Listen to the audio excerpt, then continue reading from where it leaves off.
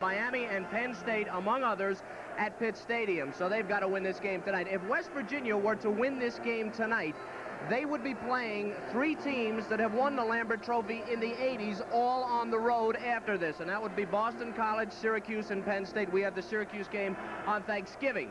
So both teams with tough schedules. West Virginia may be a little bit of a schedule that favors a major bowl bid a little bit down the road. But tough, and they have to win tonight. Bobby, we got it all as far as promoting this one here this evening. You got Major Harris, one of the very vital... As Mountaineers, it is our duty to defend our title as college football's beast of the East. Tonight comes another threat to our reign, a threat we have met and conquered before. Our mission is simple: beat Pitt. Mountaineers unite, reinforce the front, and cover the flanks. The Panther Division has been mobilized. So far, Mike Gottfried's plan has been a major success. His Panthers are undefeated, and they've taken no prisoners along the way. Quarterback Alex Van Pelt has executed the orders, and Pitt has soared through the ranks. But the highest-ranking officer in these parts is West Virginia's Major Harris, the major reason why the Mountaineers have reeled off 15 straight regular season wins. In this game, power must be matched with power, and Don Nehlen knows the battle in the trenches will be pivotal. This rivalry has always been heated. Tonight, it will be a war.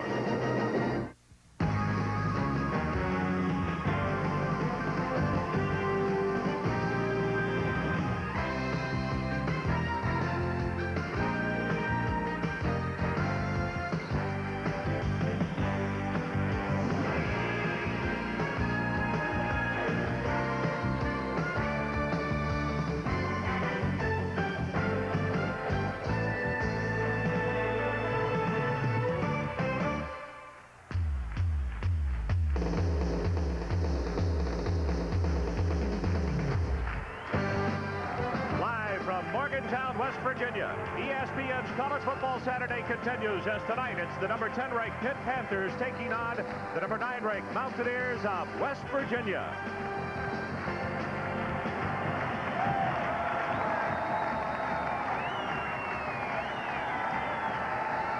Hello everybody, I'm Ron Franklin and welcome to another spectacular Saturday evening of ESPN College Football. Couldn't ask for a better matchup. The schools are only 75 miles apart. It's the 82nd meeting, and Kevin, they call it the backyard brawl, but it's the first time that they've ever come into the ball game, both ranked in the top 10. And we get a chance to see maybe one of the best or the best overall quarterback in the entire country. Well, Ron, tonight the Panther defense doesn't really have a serious problem, but they do have a major problem. Major Harris, the quarterback for West Virginia. The only team to stop this guy in the last 2 years was Notre Dame, the defending national champion. They did it last year for the national title. They've been in this stadium for 2 hours singing and chanting.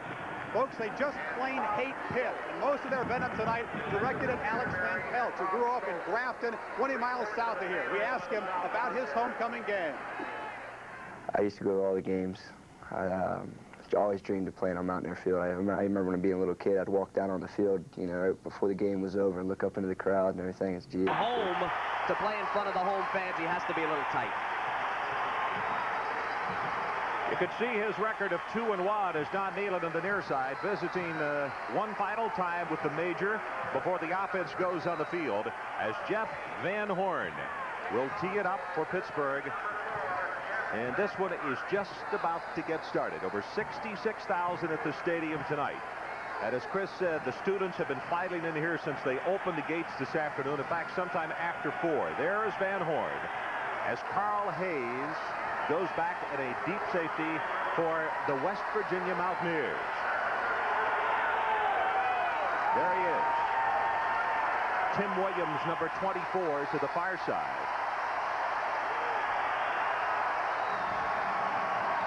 Towels are being waved. Fans are up. And this one is underway.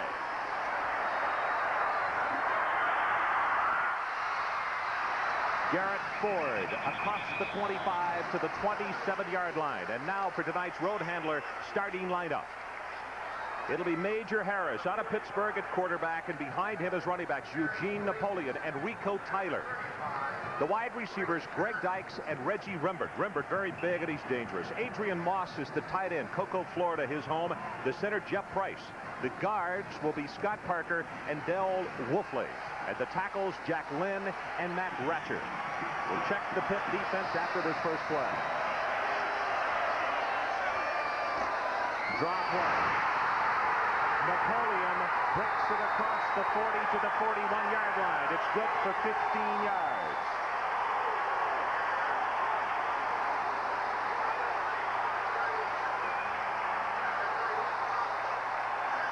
Big key in this game. Can they block Spindler? They show pass. He's in a pass rush, tries to get inside, but it's a draw. And that's what West Virginia will do to you. From the back of the offense, Spindler takes himself out of the play. Napoleon's loose. Big running play early for West Virginia. Rico Tyler also with a key block on the linebacker.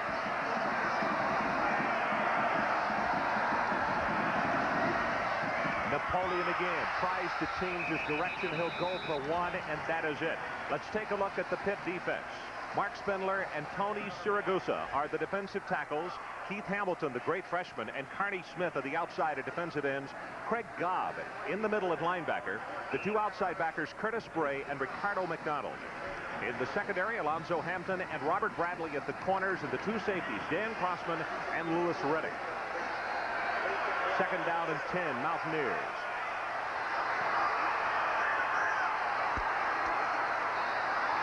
First pass play of the evening. Harris gets it away, going long, has his man, James Jett, touchdown.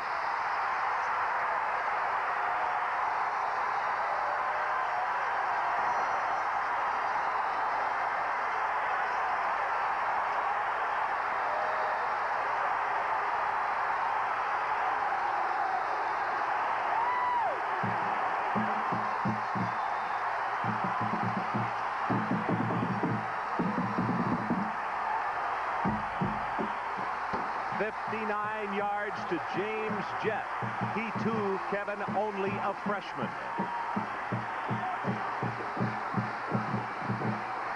Brad Carroll to attempt the extra point for the Mountaineers.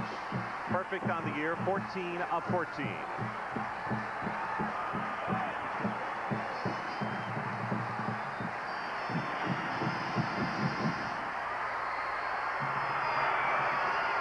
Kick is up, and he's good. 7-0, West Virginia. Number 15, James Jett, the only true freshman on this team. They say he's run a 4.1840, and that's all he's doing is running. Robert Bradley is with him. This ball is a little underthrown. Bradley just missed it. Jumped a little bit early. Jett with great concentration holds it, and they're in early. Here it is from Major Harris' perspective. West Virginia wants to move the pocket. They did, and he gets this thing off just in time. He has pressure. Bradley mistimes it. Jett's got it. That was Hamilton applying pressure.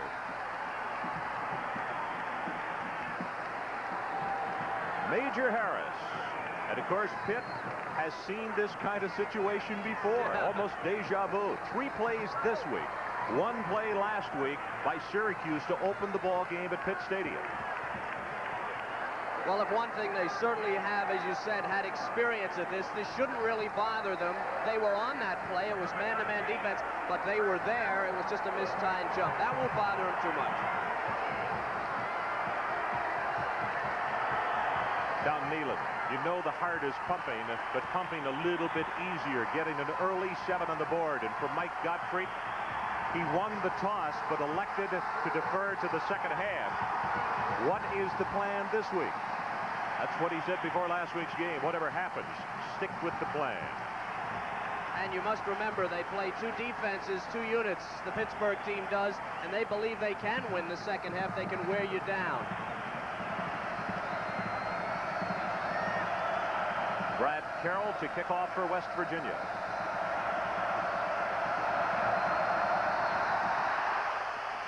Flag is down deep into the end zone. Fumbled away. It's going to be recovered by Kervin Richards. But West Virginia, I believe, was offside in the play. And also, Kevin, there is a marker down on the Pitt side of the 50-yard line.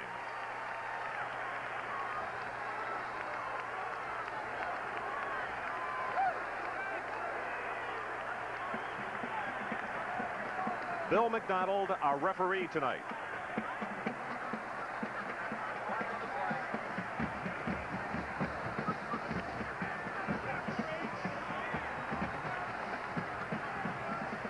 Offsetting, we will do it again from the same spot. I believe that's the first time I've ever seen a double penalty on a kickoff. We have encroachment on the offense. We have illegal procedure on the defense. They were out of the restricted zone.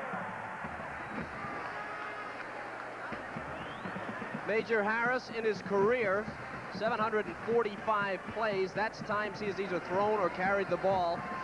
TD's 43, every 17.2 times. That's going in tonight. That'll improve after that bomb he just threw. 1 for 1 tonight for 59 yards. That's a decent start. The signs are numerous. Some pretty darn good ones there also for Major Harris and the Mountaineers. And in fact, Kevin, we could have a record crowd at this one this evening. The touchdown pass to James Jett. That was on the 3rd play from scrimmage.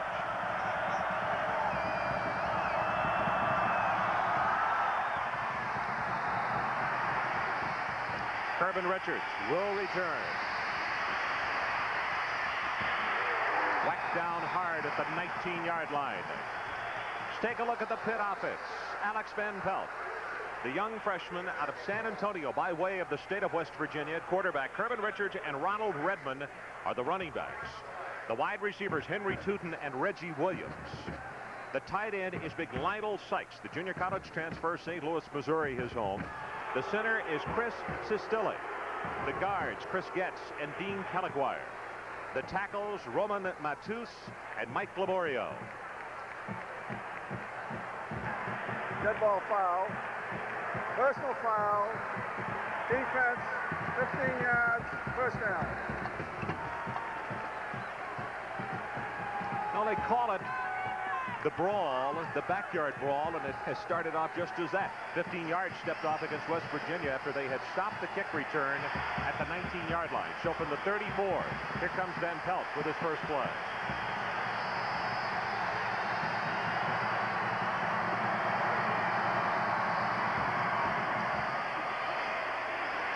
Richards, right side, crosses the 35 to the 36. And now the West Virginia defense. Jim Gray, the fine nose guard. Defensive tackles Mike Fox. Keep an eye on him tonight. Scott Summits on the other side. The outside linebackers Lonnie Brockman and Ronaldo Turnbull. One away from moving up the ladder in sacks. Chris Herring and Theron Ellis, the inside backers. The quarterbacks Darren Fulton and Preston Waters, and the safeties Basil Proctor and Darrell Whitmore. Richards slips a tackle, has big yardage, open at the 40, needs a block, is tripped up, and finally is tackled at the 20. Basil Proctor made the tackle. It's a gain of 44 yards by Kirvin Richards. This guy is elusive, but he's also very tough. Watch him. This is a cutback. Breaks a tackle, and here's the Kirvin part, a swerving Kirvin as he leaves a safety on the ground, and he's down the road. If he doesn't slip, he could have gone all the way. That was Preston Waters, number 5, that he faked out, and Chris Herring, an excellent tackler, is the one that missed the tackle. Little guy, very tough.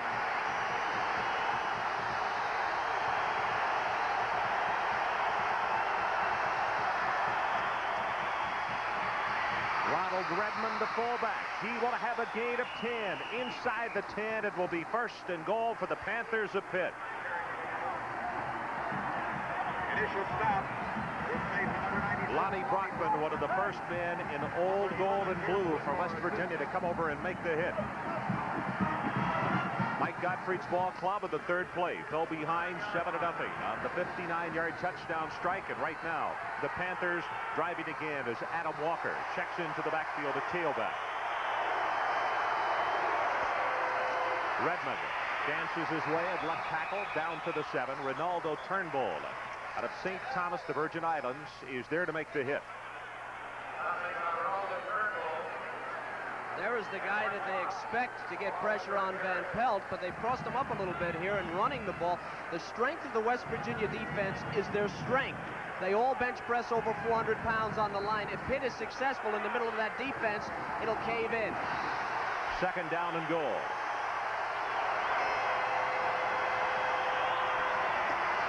This is Richards, left side, touchdown.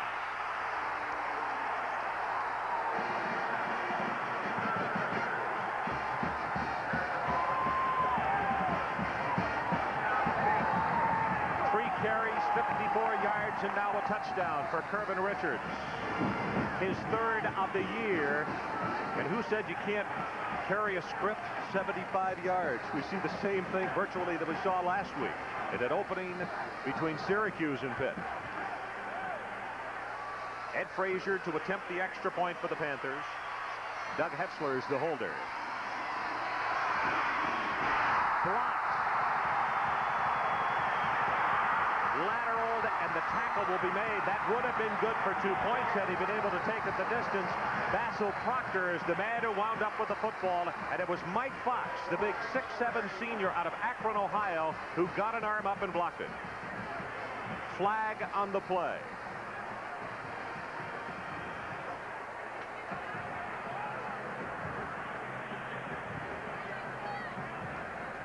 Forward lateral. So the block will stand.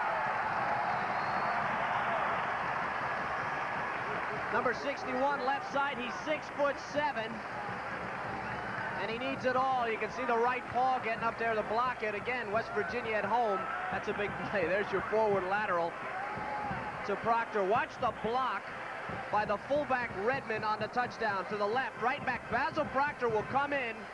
He just seals it. Kervin Richards comes right up the middle. Chris Getz, super block there, and Richards nice and low. Now watch the block by the fullback, left of your screen. He caves in Basil Proctor, and look at Kervin behind Getz and the rest of that line. Nice job by Pittsburgh and some tremendous running. Nice and low. See how Richards gets low and gets into the end zone. We've got a one-point game. You also could see Sistelli, the freshman center, blocking for that man. Kervin Richards, who's off to a great night. His third touchdown of the year, 2 by rushing and 1 by passing. ESPN's College Football Saturday kicks off next week, 11:30 a.m. Eastern, with College Game Day. Bob Carpenter, Bino Cook, and Lee Corso for a preview of all the day's action in college football. Then at 12:30, Ivy League action between Pennsylvania taking on Columbia. Then at 7 o'clock, Kevin and I will be in Knoxville, Tennessee, with the 12th-ranked Volunteers, who had a huge win today, take on Georgia. Then at 10:30, it's out to the Pac-10 as Arizona State will battle UCLA, all next Saturday.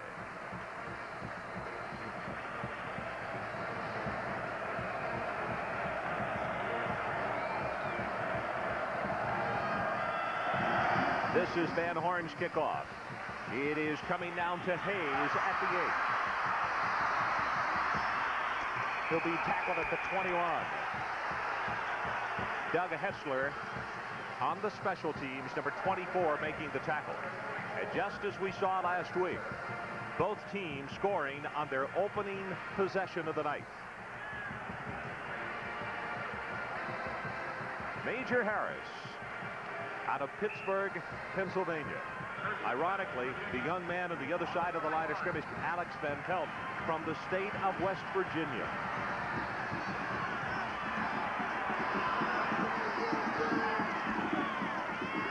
Harris, looking pass, incomplete.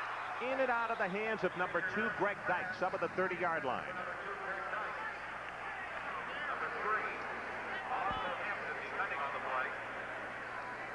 Mike Gottfried here for 2 weeks in a row now. He's gone down 7-0, but I told you it's not going to bother him. The person I thought that would bother was Alex Van Pelt. But Pittsburgh is famous for scripting plays. They knew they were going to run the ball. They didn't panic. They stayed with their running game, and they made it work to get close again, 7-6.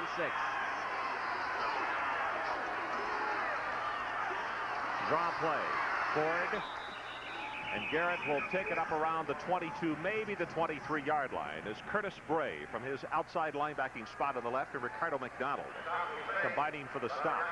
Remember, they beat Spindler on that first series, number 93. Watch him feel this now with Wolf. He's going to feel the block. He's not running around it. He's staying with it, staying with it. Now he's going to get rid of him. Get rid of him. Get in there and tackle Ford. That's good defensive tackle play. Felt it.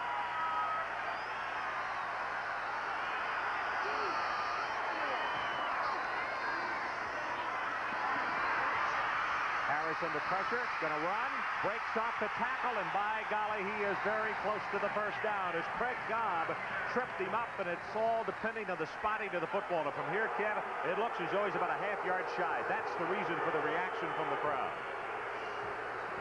Look at Mike Gottfried right there by the first down marker. He wants a real close look at this. Think about Major Harris. That was perfect defense by Pittsburgh. He still got away. Forced him up the middle.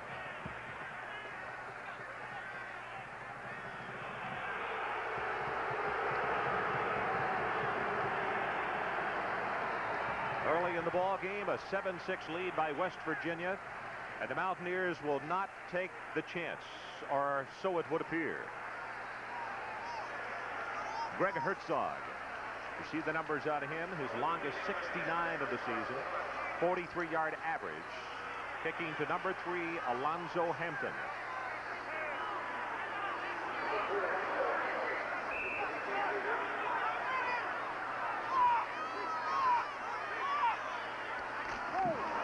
Gets snipping with a little bit of a high pass. This is a driving spiral. Hampton inside the 10. All he sees is blue, and he will be crushed at the 13-yard line. 65 yards in the kick, 1 on the return. Boris Graham with a stop. We got a great one-point game. With Chris Fowler from Morgantown, West Virginia. Packed house, and there you see what has happened so far. 2 touchdowns, 2 opening possessions by these 2 ball clubs. Adam Walker tries the right side. There is not much there because Jim Gray steps up into the hole and makes the hit. Jim's a sophomore out of West Mifflin, Pennsylvania.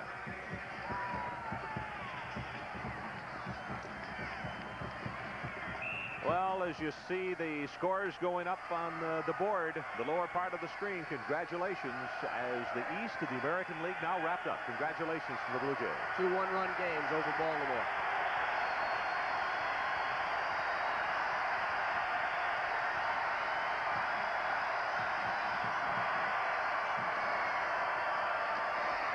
Richards, left side, spins off 1 tackler, and he's going to be pushed back. He had made the 20-yard line or the 21. Theron Ellis from that right inside linebacking spot hit him. He's going to be about 3 yards shy of the first. Nice job by Theron Ellis. Again, this I formation is just like an I formation. He's reading, sitting, waiting. He sees the flow coming. He beats the block there, and then boom, he's standing there. He's almost like a safety. And when he gets a hold of curving, there's no swerving. 4 carries for Kervin Richards, 59 yards.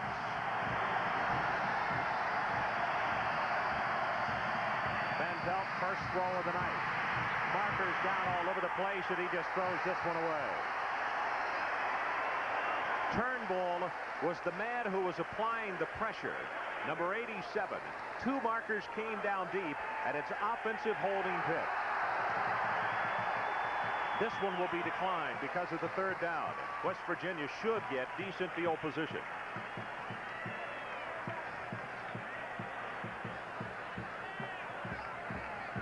Well, that's the first time that the young man has thrown tonight in that entire first series because of the good running game. They didn't try to put it up. Holding offense, penalty decline, 4th down.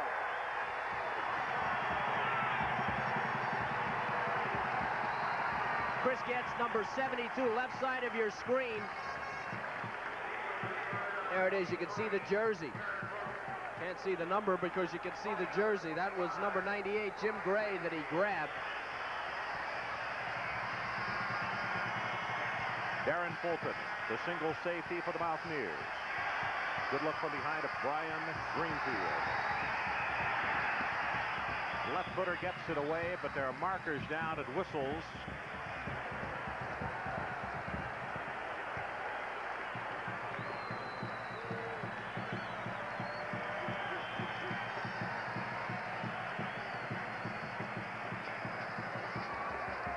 Handball foul. Ball stand. Offense. Repeat, fourth down. So tack 5 yards on. Mike Gottfried is saying to himself, this is not good. His team is jumpy, and this crowd is not helping. An extremely hard place to hear. Not only because of the proximity of the crowd, but primarily because of the exuberance of the crowd. Greenfield again.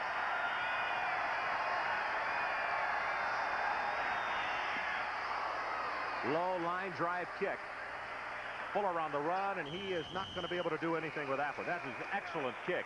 Out of bounds inside the 40, down at the 36-yard line. 48 yards in the kick and nothing on the return because he kicked it out of bounds. That's a good job.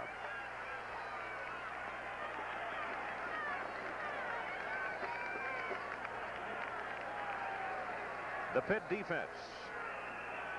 Take a look at that over the last 10 years. National rankings. And in fact, their current numbers are pretty close to that, aren't they? 257.1, I think, this year. Harris fakes the draw.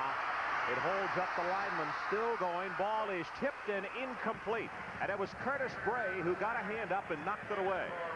And the guy I was looking for was that big number 88, Reggie Rimper. Remember one thing about Rimper. Not only does he have the speed of an outside receiver, incredible size to have that kind of speed. At 6'6", 200 pounds. Pitt defense did a nice job there. They forced Major out of the pocket, and then, as they will all night, they took their defense to the sideline with them. They had enough guys in front of them, so they were able to deflect that pass. That's what they will try to do. Stay with him as he goes to the sideline.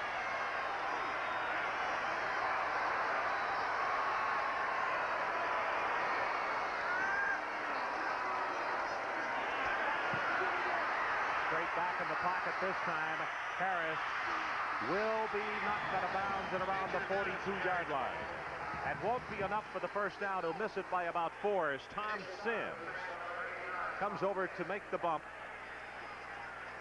One of the things the Pitt defensive line, watch 92 now, Hamilton.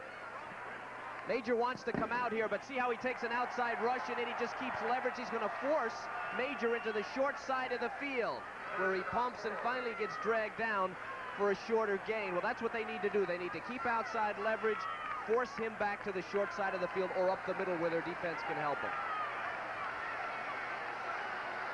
Harris, 2 completions or 2 runs for 13 yards. Option play, breaks it out for the first down, crosses midfield, and it will be 1st and 10 Mountaineers as Ricardo McDonald was in the vicinity, but not before the Major advances the chains across the way. All right, here's the other side of what West Virginia can do. Not only can this kid throw, this is an option team. There's Spindler and Gobb and everybody flowing. Spindler's taken down by a good block there. And now look at the strength of Harris. Right through that small opening, and now he's like a running back. Loose in the secondary, slides for the first down. Outstanding option play. Draw play. Big opening for Napoleon down to the 41-yard line. Craig Gobb from his middle linebacking spot had to come up and make the tackle. Interesting story. Eugene started off his career at Pitt and then transferred here to West Virginia, and his pen pal is Tony Dorsett. That's the reason he wears number 33. They still stay in touch. He said he hoped that Tony was watching tonight.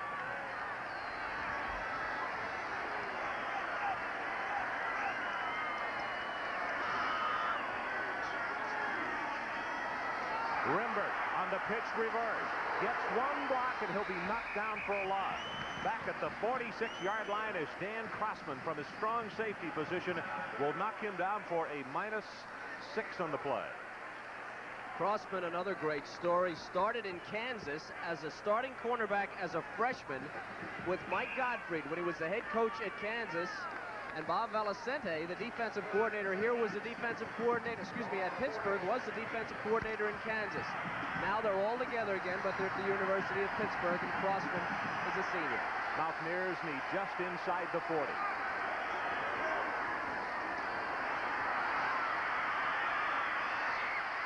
Pocket breaks down. Now Harris in trouble, and it's intercepted. Carney Smith down the near sideline in the foot race. Did he step out of bounds? Yes, at the 13-yard line.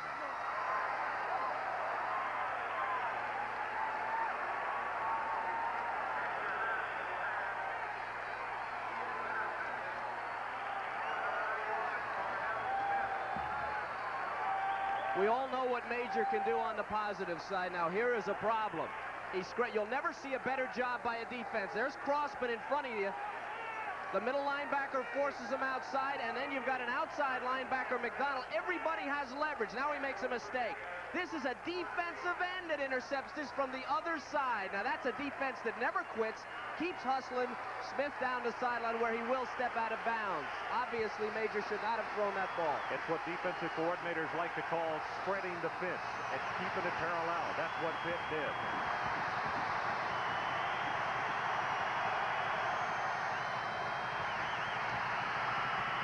Van Pelt whirls of time, and this one is going to be incomplete. Ball was not catchable.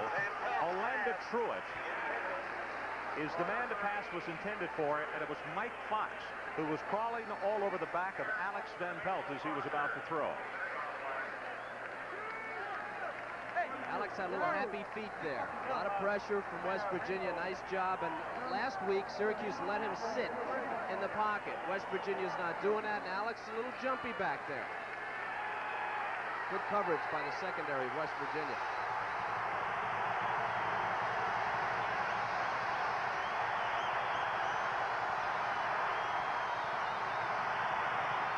Kervin Richards, left side, breaks it open. He's down to the 6-yard line. Darrell Whitmore comes up from his free safety spot to make the tackle, and Livorio, you could see big number 76 convoying and taking the man out of the hole. Great block. Richards doing a fine job and a good game plan by Pitt here. They're attacking West Virginia right at the strength of their defense, which is up front. Five carries, 67 yards for Kervin Richards, but give it to the offensive line. They've done a great job. There you see the football just outside the 5. You'll know if they pick it up. They need the 3.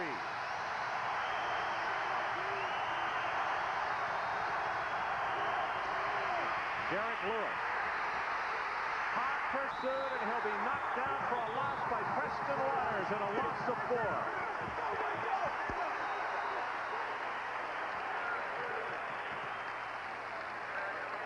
Any kind of short yardage, you want to get a fullback turn laterally. Watch the West Virginia guys. Right off the bat, Gray is in there. He meets the lead block in the backfield. Now you've got a fullback running to the sideline, exactly what you want. Preston Waters runs him down. Great job defensively by the Mountaineers, and it brings on number 1, Ed Frazier, who is 4 of 6 on field goal attempts this year. This one an attempt at 26 yards.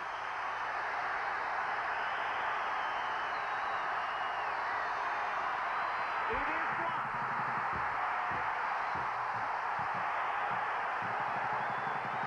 Ronaldo Turnbull got a hand up, and on the second kick that Pitt has tried tonight, it has been blocked. First a field goal, or first... Here's it blocked. Their second kick in the first quarter. It's going to be Ronaldo Turnbull, number 87. Look how high he gets. It almost hits him in the face. And he blocks it. Pitt misses a scoring opportunity. First it was Mike Fox, 6'7", 6'5", Ronaldo Turnbull. They need to cut those guys' legs out from under him, Ron. Block them low. Turnbull showed that his vertical is extreme, particularly for a large person. See what the Major has up his sleeve. From the 20.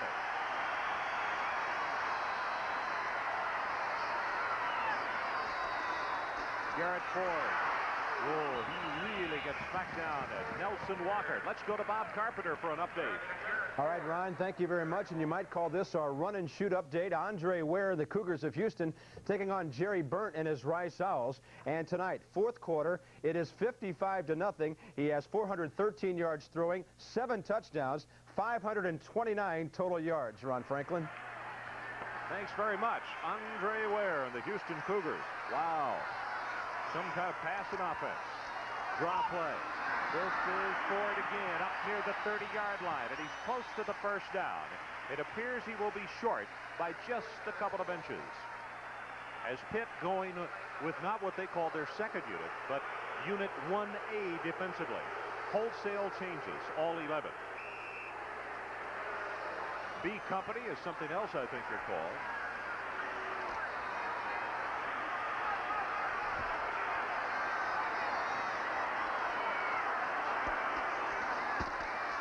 Ford is going to be held up in the backfield. That's Jeff Esther, who is down and catches him by the ankles, and that will not be enough for the first down. There is a marker down across the way.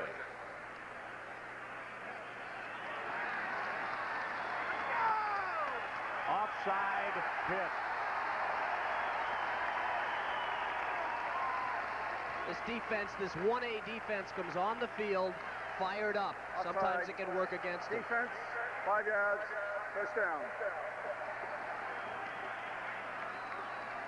Changing of the guards, so to speak. Look what they have done as far as this series last week. Against Syracuse, you can see 12 series, 3 series for B Company. First downs, 12 and 2. Points, 23 and 0. The sacks about even. Actually, more in the 1A column. They played less. Making the draw. Harris, great protection. Good coverage in the secondary as he scrambles out. Gets his pass. It is complete to Jet. Inside the 50, and he's all the way down to the 43. Doug Hetzler made the tackle, but it's good for 22 yards. Believe it or not, they practice this. It's called the scramble drill. Offensive coordinator Bob Shaw told us about it, and you're going to see a mistake here defensively. They have him contained right here, but watch Mark Gunn take the inside. Well, number 90 took the inside, let him outside. Now Jet in the scramble drill finds the open spot, comes back to Major Harris, wide open for the first down. Harris straight up the middle on the handoff. That's Aaron Evans as the number 1 defensive unit for Pitt comes back onto the field. Tony Siragusa, the right defensive tackle for the Panthers, is the man at the bottom of the stack. You know, 2 points that were made by the coaches this week. Don Nehlen said he wanted to make Pitt play more of a lateral defense. He didn't want to go back to the pocket and throw.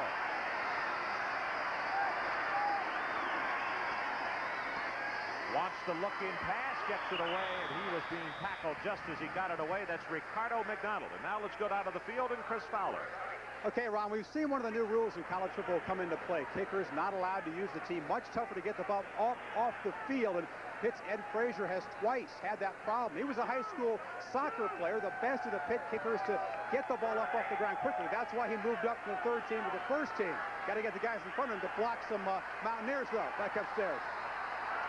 7-6 our score. Mountaineers on top. First quarter. Ball is hit in the air, incomplete, and that's Keith Hamilton who got a piece of it from that left defensive end position, or left linebacker, I should say. 6'7", Keith Hamilton, and he got a piece of the Major's arm. It'll be fourth down.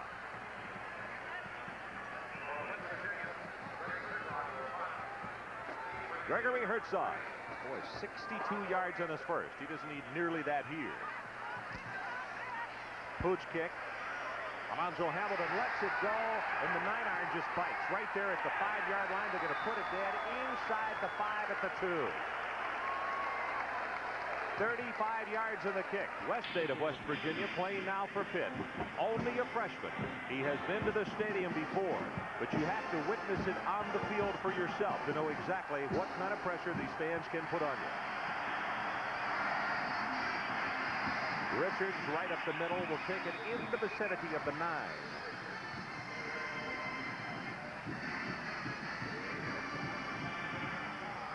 Some other scores from around the country. North Carolina State has jumped out big in the second period. Arizona trailing the Ducks of Oregon. They're at halftime. Texas A&M, who we had on our opening week against LSU, shutting out Southern Mississippi. Florida, big win over Mississippi State.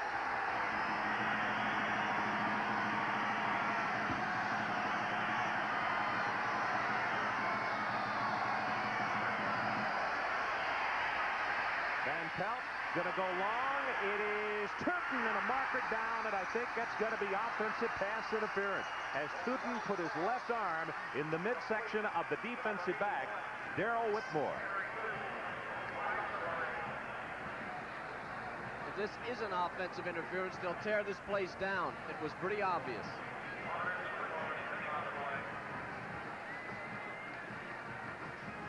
Oh my. Oh. Watch number 81. There's the pass. Now he's making an adjustment. That's a little late. That's a little after it happened. Now, the first push came from Tootin as he went down the sideline. Now, the defensive man pushed back, but Tootin is the one that pushed first. That was Preston Waters. So the Panthers move the sticks and move them in a big way out to midfield. About to go under 2 minutes left in this opening period. 7-6. The Mountaineers on top.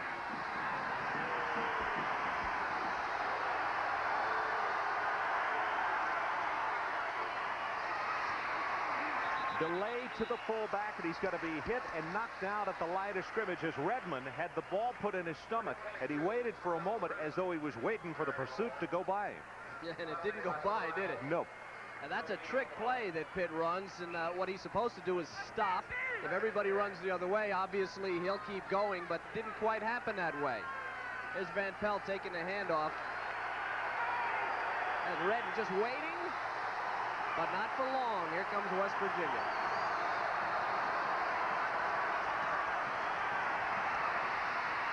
Van Pelt incomplete, looking for Tootin on the near sideline. And he missed him badly at about the 35 as Darrell Fulton and Basil Proctor had the cover for the Mountaineers.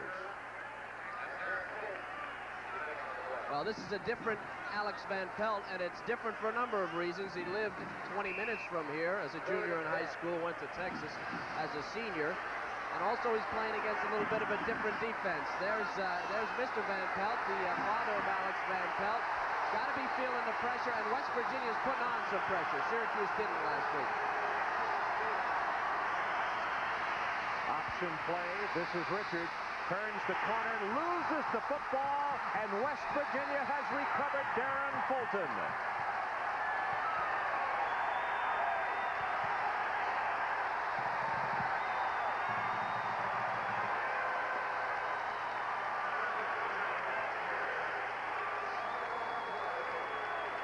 Well, of course, Alex Van Pelt is not an option quarterback, but they're figuring they're going to surprise him. They get it to Richards. Proctor, number 42, does a terrific job holding the block and stacking it up. And Turnbull with helping him. Okay, here comes Kirvin Richards around the end. Now 42, Proctor out here is really the one that made the play. Turnbull pulls the ball loose. And here comes West Virginia. Running play right up the middle will go for very short yardage. Garrett Ford. Eugene Napoleon, I beg your pardon. Number 33 on the carry. He'll take it to midfield. A gain of only 1. To continue the thought that I made a moment ago about what Don Nehlen wanted the Pitt defense to do. And on the other side of the coin, Mike Gottfried's defense said they wanted to maintain defense in the major. Not get anybody out of sync. That's when he kills you. Blitz up the middle, hit immediately as Rico Tyler on his first carry of the night, and it's Craig Gobb who was coming from up the middle to make the hit along with Carney Smith. When you blitz, you have to remember, don't run by anything. He stacked Gobb. See, nobody picks him up. Don't run by that, Craig, and he didn't. He gets a little help. Fullbacks don't have a chance like that. That's a quick hitter, and Gobb was there before the ball was almost. And with that, the end of the first 15 minutes here at Morgantown. So as they change ends of the field, we got just what we expected. Down Ron Franklin, Kevin Kiley, and Chris Fowler. 1-point ball game.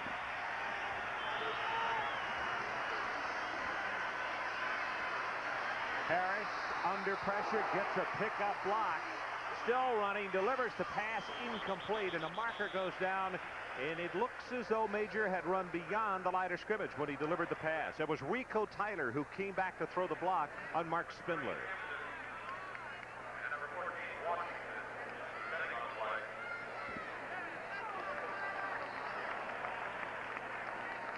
illegal receiver downfield.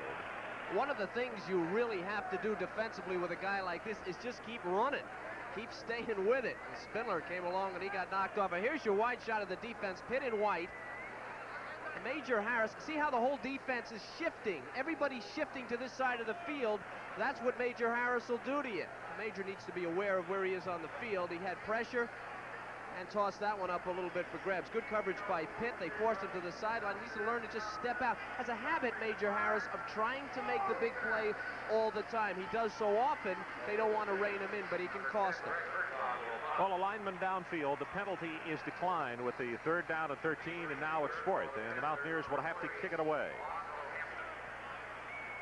Greg Herzog.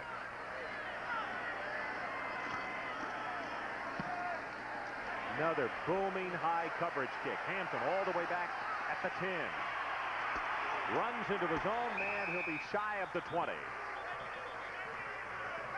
44 yards in the kick, 8 on the return. And the storyline on this one so far is we have just completed the first 15 minutes of play. Harris, 81 yards, 2 completions. 1 touch, 1 interception. Van Pelt a little bit slow in getting started tonight. Take a look. West Virginia with 2 blocked kicks so far. Kervin Richards off to a great start. Great start on the first series. Hasn't done much really since then. 2 excellent adjustments by both defenses.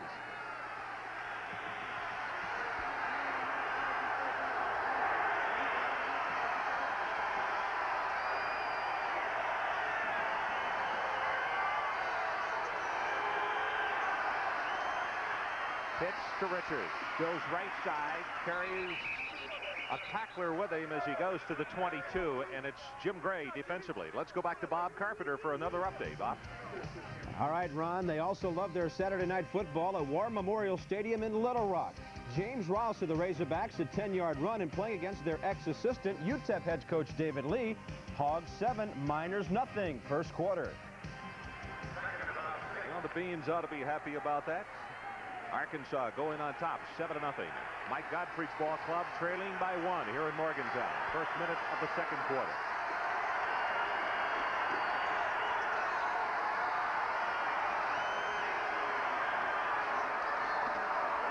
Richards again tries to turn the corner. They'll knock him out of bounds at the 25 as Chris Herring, the leading tackler for the Mountaineers, comes over to knock him out.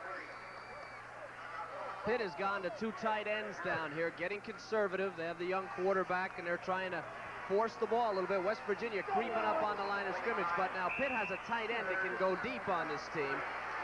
They need to be very aware of that. Tight end Lionel Sykes, he can run.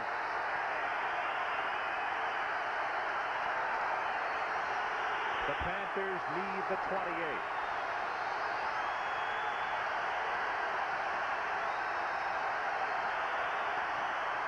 Draw play. Richards wrapped up in the backfield. Hello, Jim Gray. Gray along with Chris Herring stepping up to knock him down, and he'll be shy of the first down by about 4. Gray is very quick. He's a middle guard type, but they let him do a lot of things. They let him run around blocks. He's right behind the official. He meets the center head on, gets rid of him right there for the counter. That was a counter. They were trying to get Gray to go to one side and run the other way, but he wasn't having any of it. Nice play. Brian Greenfield with the punt.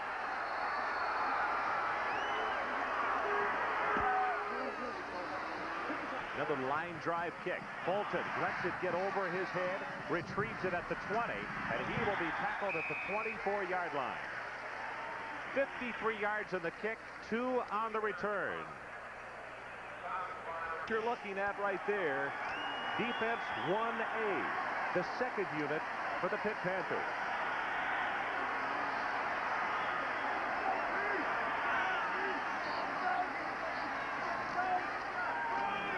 This is Ford. Garrett Ford takes it out to around the 28, and let's go down to the sidelines again, and Chris Fowler.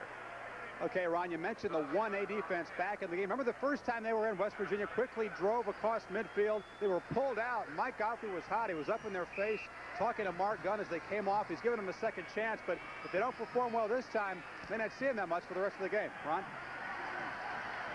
Now there's Michael. Gave him a stern talking to. We'll see if it does any good. At the option play, it's Major Harris. Turns it up for 5. Has close to 10. In fact, he does. Will be shoved out of bounds at the 38 by Doug Hetzler. And that is enough for the Mountaineer first down. What we really haven't seen so far in this game is much of Major Harris. Early in the first quarter, he did okay. Now, this is going to be his all the way. Good blocking at the corner. They seal it off. The secondary a little slow getting over. And look how quick Major Harris is. Right to the sideline. This is a guy they cannot let him get outside. Kevy's got 4 carries for 31 yards.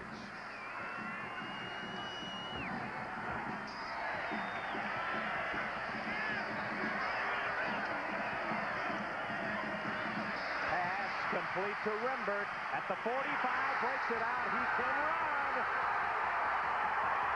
Rembert for the touchdown, 62 yards.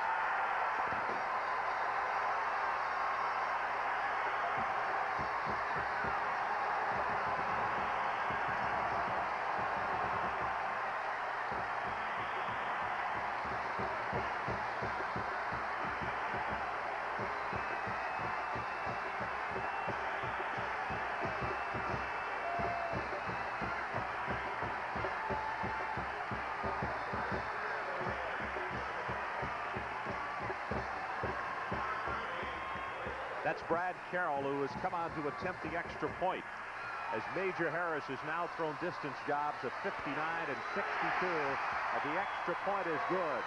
And we have an 8-point ball game in favor of the Mountaineers. Reggie Rembert, a JC transfer from Independence, Kansas. So Major Harris makes this play the option. They stretch the defense, and now you have Steve Israel coming up to tackle 6'6", 200-pound Reggie Rembert, who can fly. He doesn't get it done. And no one's going to catch him down the line, but it's Major Harris coming down the line, forcing people to take care of their responsibilities, that creates the one-on-one situation and the possibility for disaster. Here's Major. See everybody coming up? Everybody coming up on the option. Here's Israel. He's in position. He just cannot make the play. Doug Hetzler was too close to the line of scrimmage. He didn't have the angle, and Reggie could run forever. You have to wonder if that is the last we'll see of 1A as a unit tonight. If there was a problem with the 2-platoon system, it's not in the front 7 for Pitt. It's in the secondary. Those kids are young. They have very little experience. So the Panthers trying to regroup on the far sideline, as that man right there has haunted them with a couple of distance strikes tonight for touchdowns. The first one on the evening to Dykes, or to James Jett, I beg your pardon, and into Reggie Rembert. Rembert was averaging almost 19 yards per reception. He didn't do anything to hurt his average right there, his first catch of the night. That's a 5-yard pass and catch if the tackle is made. That's kind of an odd and misleading statistic. 14-6, the Mountaineers on top. Early going second quarter.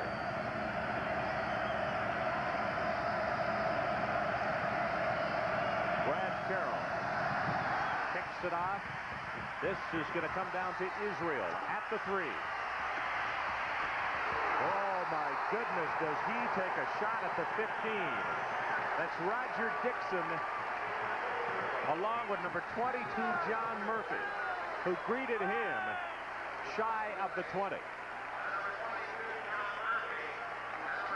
Israel has had a couple of lightning bolts in the last 2 plays. He's had a tough night in 5 minutes.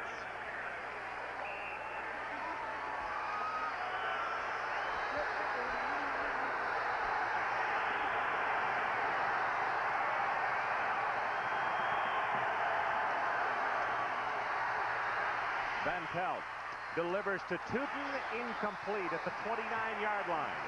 Darren Fulton was climbing up his back, and Tootin shaken up on the play a bit. The difference between this week and last week for Van Pelt, the secondary covering the receivers a little closer as you see Tootin leaving the field limping, and he's getting pressure.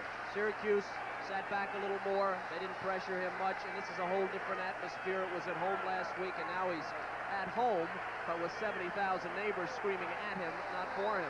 He's the big play guy, is Tootin. Baron Jackson comes in replacing him at wide receiver.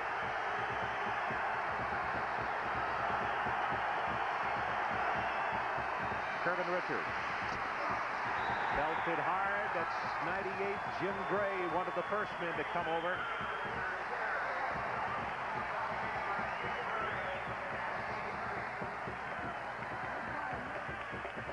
Not a bad pass by Van Pelt. That's interference. Fulton hit him before the ball got there. Look at his leg. His left leg, knee, got twisted up, left under his own power. Kevin Richards now 11 carries for 80 yards, but the big thing for the Panthers is he's the top number. They need to convert a third down.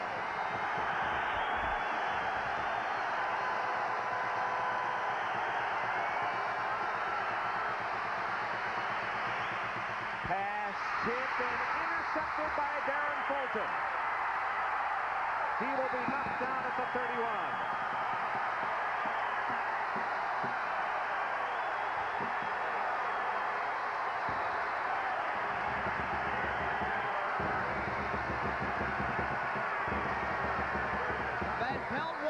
Sure, the play is made by Darrell Whitmore, number 11, playing with a steel plate in his ankle. Wasn't even sure if he could play. Here's Whitmore, the safety. Gets his hands on it. And now West Virginia picks off another one. Darrell Fulton will take it to the sideline, and he's down. But the key to that play was Van Pelt. He wasn't sure when he let it go. It flew too high. Mountaineers from the 30. This is Garrett. He wants to throw. Looking for the end zone for Renberg, and it is incomplete.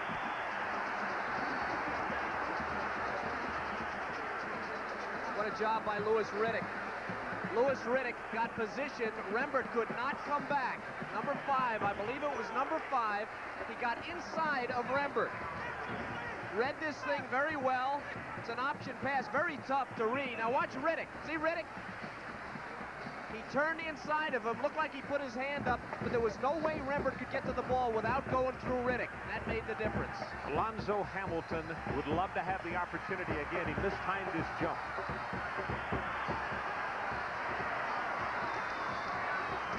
Running play right up the middle. This is going to be Eugene Napoleon. He will go for short yardage. It's going to be third down at about 9 yards for the Mountaineers to pick up the first down. Some other scores. Texas leading Penn State. They're in the first period down in Austin tonight. Oklahoma State with an early shutout going. UCLA over California. They're at halftime. And LSU shutting out Ohio University. Still in the first period. Our score. Tigers need a win down there, don't they, Ron? Do they ever?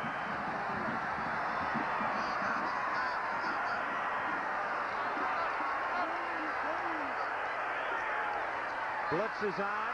Harris feeling the pressure, gets the pass away, and there's nobody close. Ricardo McDonald is the man who was applying the initial pressure. Then Carney Smith also grabbed a hold. This is experience from downstate cousin Philadelphia Eagles. 46. See the 3 men in the middle there covering everybody. And now the blitz. Here comes Crossman. Right of your screen. He's the initial guy. Number 31. See, he makes the pressure, gets Harris turned the wrong way, and then Major just tosses it up. 46-yard attempt by Carroll. Has the distance. Off to the left and no good. So there's a break in the action with same time it makes you feel relaxed. The 626 from Mazda.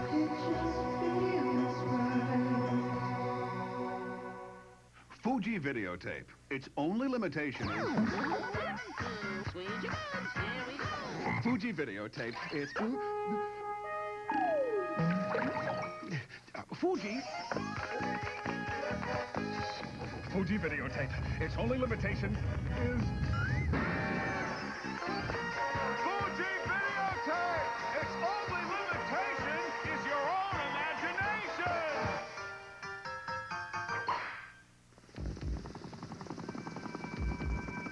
If you want to land a good job, you have to know what most employers want. Like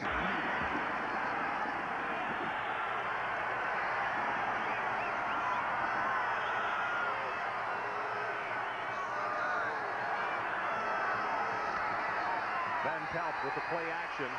going long over the middle, looking for Tootin, overthrown and incomplete. Preston Waters, one of the men downfield covering, along with Williams. Got Lionel Sykes, number 88, wide open on a drag pattern. And Lionel, there's Tootin's back in the game, and now he's leaving again. He's limping. And he went long to Tootin, who was covered, but Sykes on the drag pattern was open. He'll go back and tell him.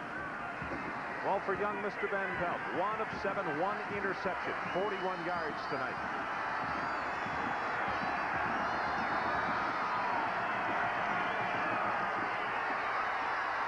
Up the sideline, it is complete. That's Baron Jackson inside the 45 to the 43, and Waters wraps him up.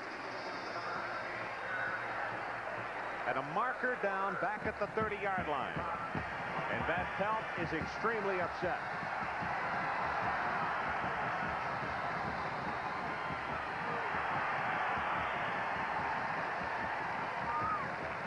Number 72, Chris Getz. Offensive guard, hands a little high and a little high again. Backyard brawl.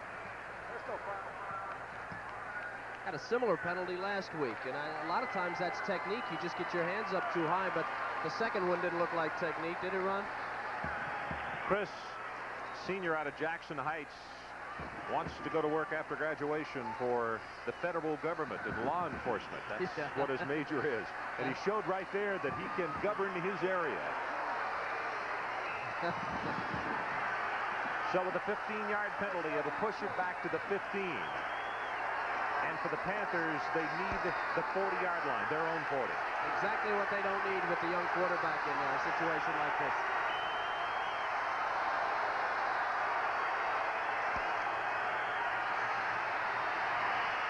Over the middle, it's Tootin.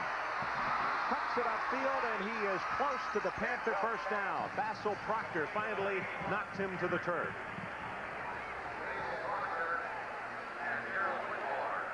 It's a tough kid, Tootin. He's playing on a bad knee. Van Pelt, not bad either. He's had a rough night, had his best pass called back. And here's a crossing pattern. Now, this thing I told you would have worked earlier with Sykes, and now they go to Tootin a little bit deeper. Look at this thing. Over the short coverage.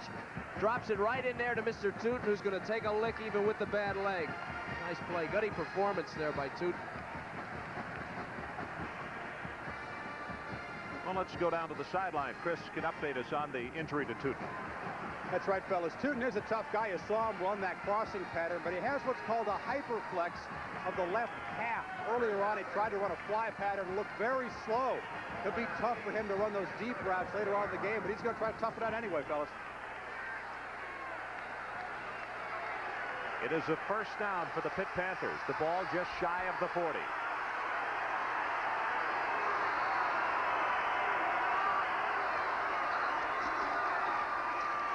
Redmond, the fullback, goes right guard for a couple.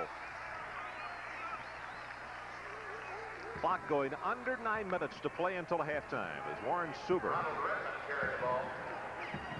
is the man who makes the play defensively. Pitt has had good success running with 2 tight ends because they're forcing the outside linebackers, the guys that were putting pressure on Van Pelt, to play those tight ends, and they can't come a rushing. It's been a very good formation for him.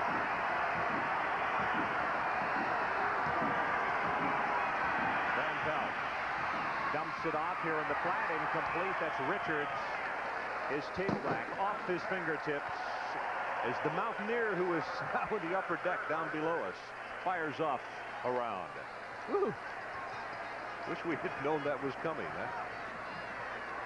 You see a little aid being administered to Tootin on the sideline. You're running that tape a little bit farther up the calf, which Chris alluded to a moment ago, that's the problem area for him. They need the 50.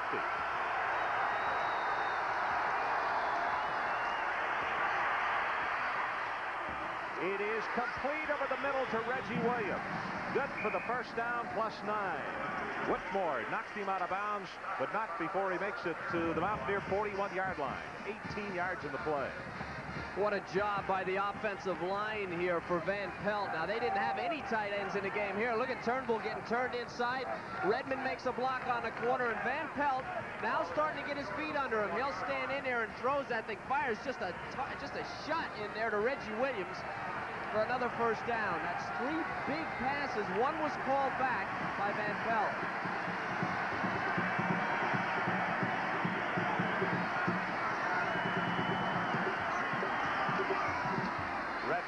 Goes right side, hammers his way down into the vicinity of the 38. Scott Summits is the man who makes the stop. Kevin, that, by the way, is the first converted third down for the Pitt Panthers tonight.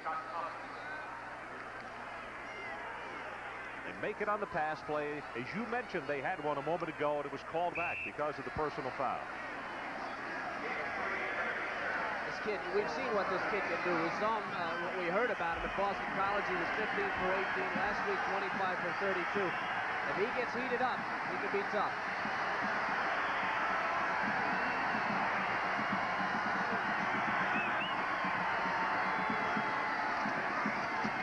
Herman Richards breaks it open inside the 30, and it's another Pitt first down. Lonnie Brockman from his left outside linebacking spot comes over to put the stop on him. But Richards running extremely well tonight. Some good blocking. Has the first down, and the chains will move again.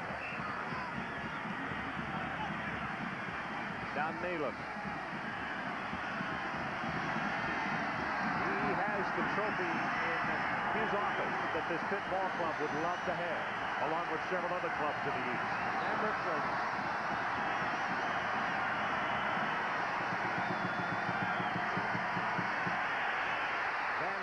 Delivers it incomplete. Reggie Williams, the intended receiver, but Darren Fulton knocked it away. It appeared for the world it was going to be a completion. All of a sudden, Fulton knocked it free. Reggie's had some difficulty early in the season catching the ball. Here's number 2, full blitz. Van Pelt stood in there, delivers this ball right on the button. Fulton is there, but the ball was there first. Reggie should have had it. Well, Henry Tootin is just limped back on the field after the tape job. Out for a crossing pattern here, and look out for the tight end, Sykes, number 88.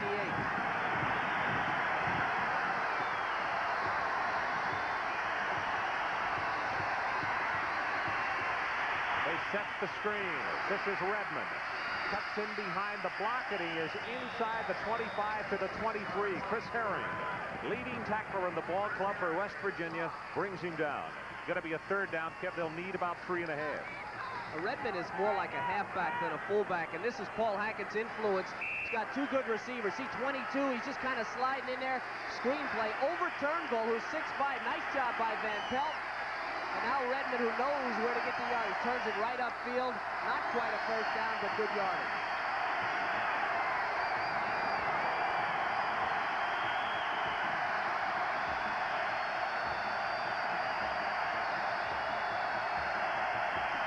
Middle blitz is on, also from the outside, and it's incomplete.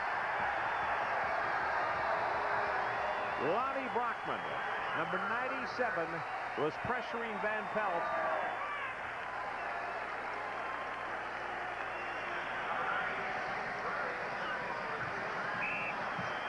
All right, this is the other outside backer. We talked about Turnbull, but Brockman is no slouch. A guy that can really hurt you. Came in with 3 sacks and got one there. What's going through this young man's mind? He has had an extra point and a field goal attempt blocked. This is a 42-yard attempt.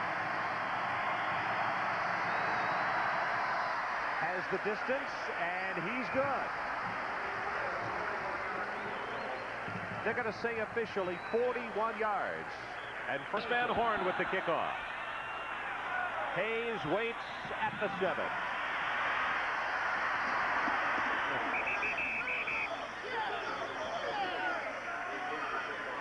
Eric Holtzman on the special teams makes the stop on Hayes just shy of the 25-yard line. Major Harris and company will come back on the field for the Mountaineers. Major with a couple of touchdown passes tonight, one of 59, the other of 62, as he has found Jet and also Rimbert. I loved his opening tonight. Mountaineers unite.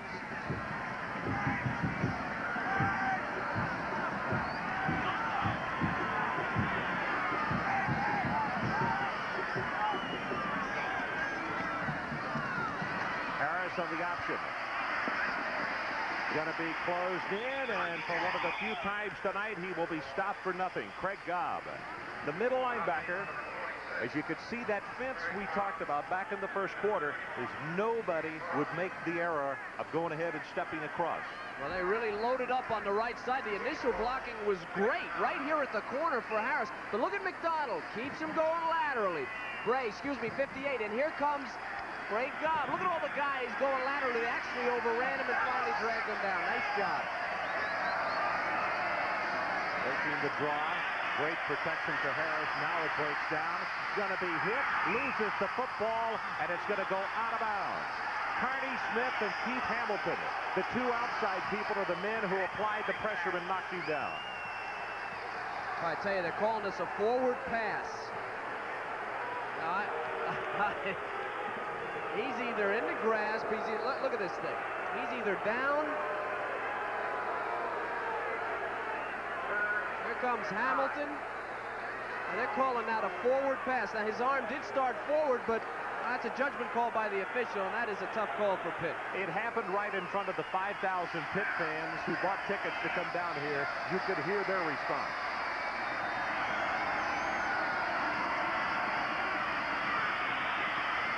And he is sacked by Mark Spindler. Major Harris back at the 19-yard line on 3rd down. Well, his tremendous team defense. You're going to get rushed from the outside by Hamilton, number 92. Now, Mark Spindler's on the inside. See Hamilton go the wide? And here comes Spindler. Have him boxed in completely. See Hamilton? He had nowhere to go on the outside. They had him pinned in on the other side, and Spindler cleaned it up. Herzog's punt back to Hampton at the 35. Weaves his way for 10 tough yards. And Pitt, with 4 minutes and 11 seconds left until halftime, will have great field position. Arkansas now by 10. Some other scores. Minnesota by 3 over Indiana State. Texas now trailing Penn State. They're in the second period. Minutes away.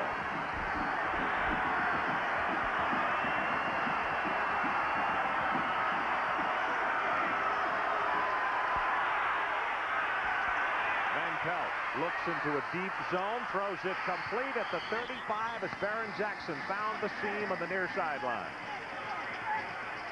Pitt is starting to take control of this game. Their offensive line, when West Virginia does not come with extra pressure, the Pitt offensive line is doing a tremendous job. He has all day, and when you give this kid all day, he'll drop it into a zone to Baron Jackson. Look at this thing. He had that nose of the ball coming down. Nice pass. Right in front of Waters and out of bounds. Offensive line, big part of that team. 4 passes, 6 runs on 1st down. Paul Hackett calls the play. Running play to Richard. Boy, he almost got it caught in a switch of hands with the football as he came to the near sideline at the 34. Theron Ellis.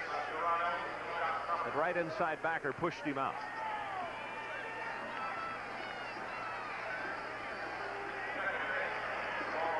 3:37 left until halftime. 14-9. Don Neyland's ball club leading in this one. The last game that they lost on this turf, right here 2 years ago to this ball club. Nobody scored a touchdown. 6-3 final. Richard puts the head down. He's in the vicinity of the 30 after Gray hitting. And Pitt will look at a third, and they need the 26. Middle guard, Jim Gray, is becoming the key to this game.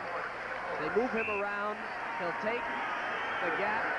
He'll sit on the center. It seems that they're trying to guess which way he's going to go. If he goes the wrong way or they can block him, their running game works. Crowd is coming to their feet for this 3rd down play.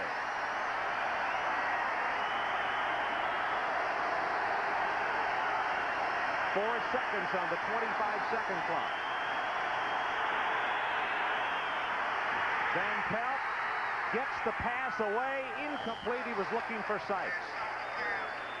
A marker is down across the way, and Kevin, it was hard to tell. The clock was either at 1 or at 0 as the ball was snapped. I don't know if they were set either, Ron. I don't know if they set for a count. I think he just snapped the ball.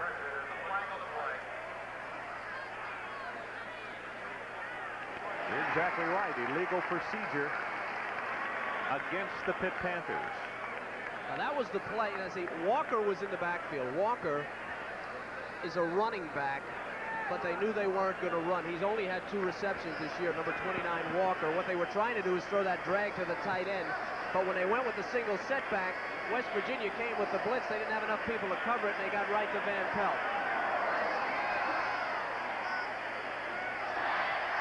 They have an illegal formation, offense, penalty decline, 4th down. So only 6 men on the line of scrimmage for the Pitt Panthers as they hurried up there with the game clock, or the play clock, I should say, running down. I think they were going to shift out, and they didn't have time to shift. So Pitt does not have the kicking unit on the field. Kevin, they're going to try to draw them offside. We saw that in that opening ball game this year of A&M and LSU. You're playing defense, you have to sit back a little and watch the ball. 4th down, they're going to go for it. Van Pelt looking back over the middle for Tootin, and it is intercepted by Waters. Knocked out of bounds just across the 30-yard line. And a marker comes in late further down the field.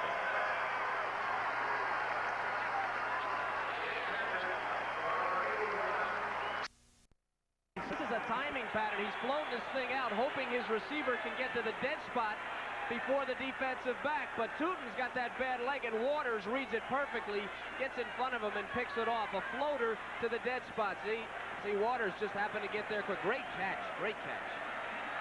So this Mountaineer defense comes through again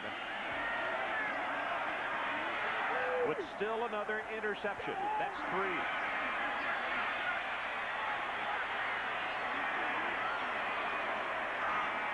Draw play. Garrett Ford tripped up at the line of scrimmage. He will get nothing in the play as Siragusa grabbed him by the ankle and knocked him down.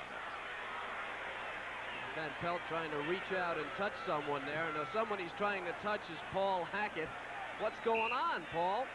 Settle down. Don't worry. It's a 5-point game. We got a whole half to go.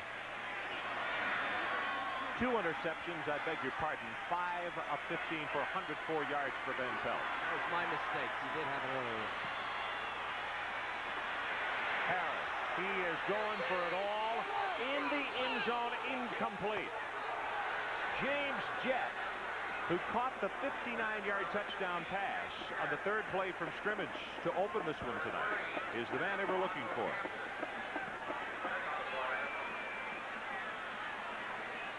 Kev, I watched him do that in the warm-ups tonight, and from just about this spot, and Major drops back there and throws the ball about 60 yards in the air, 60 to 65.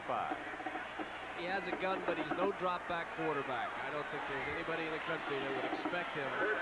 If he had to sit in the pocket, he would not complete as many percentage passes as he does. Mountaineers need the 43 of Pitt. Under some big pressure, and he is sacked way back at the 38-yard line. Mark Spindler again.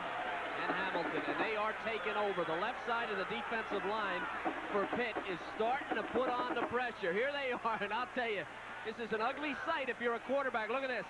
No chance for Major Harris, and when he doesn't have a chance, your defense is coming. The punting unit on the field, and Pitt having to hustle their special teams on. In fact, they just got in a down set as Herzog booms this one to Alonzo Hampton. He calls for the fair catch down at the 17. Well, we talked off the top of the telecast tonight about the fact that the gentleman from West Virginia and being a very viable candidate. Here are the Heisman winners in the 80s. The highlights there. 1980, Hugh Green out of Pittsburgh. Outside linebacker, picked up 2nd place, the defensive best. He was a great player. The closest race was in 85 where Bo Jackson beat Chuck Long. Quarterback streak ended at 87 with Tim Brown of Notre Dame, and the juniors who didn't come back, Herschel Walker and Barry Sanders. And Major Harris might be the first black quarterback ever to win the Heisman. Redmond on the draw play, takes it out in the vicinity of the 30-yard line. Theron Ellis will collar him. 76 seconds left, and now the 2-minute drill. injured. They got his jersey put back on him. He's been sacked a couple of times tonight. That just doesn't happen very often to him.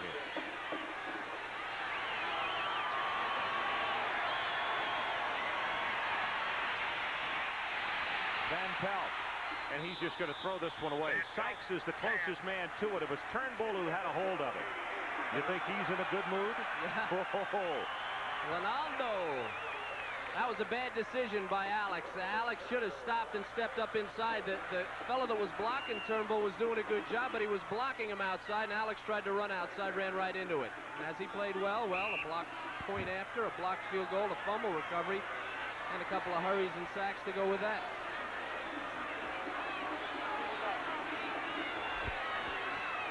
Now 63 seconds until halftime. 70 yards away, the Panthers.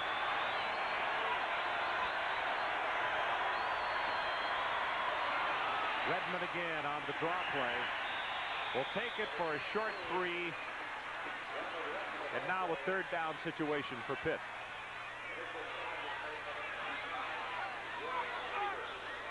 If I'm Pitt, I have to think about getting out of here trailing by 5 here in West Virginia. I don't know if I want to force this one. Not for another draw.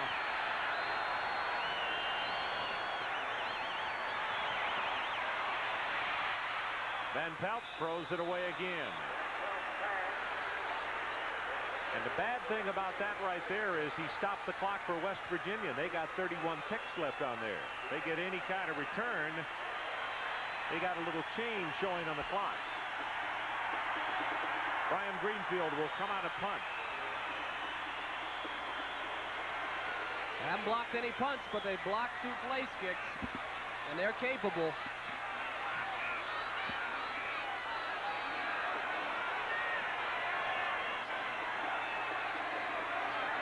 They're coming after it. Wobbly spiral away from Colton this time, and it takes a big West Virginia bounce. It's going to be down at the 42-yard line. Let's look at the scoring summary. Jet very early on, third play, 59-yard pass from Major Harris. Extra point was good. And in Pitt, Herman Richards on the 8-yard run. Extra point attempt was blocked. That made it 7-6. Then Rimbert on the 62-yard touchdown pass from Major Harris. Extra point good. 14-6 at the time, and in Pitt with Frazier's field goal, and that's how we stand right now with 21 ticks showing on the clock. Harris back to throw. He wants Rimbert long, and he is there inside the 5.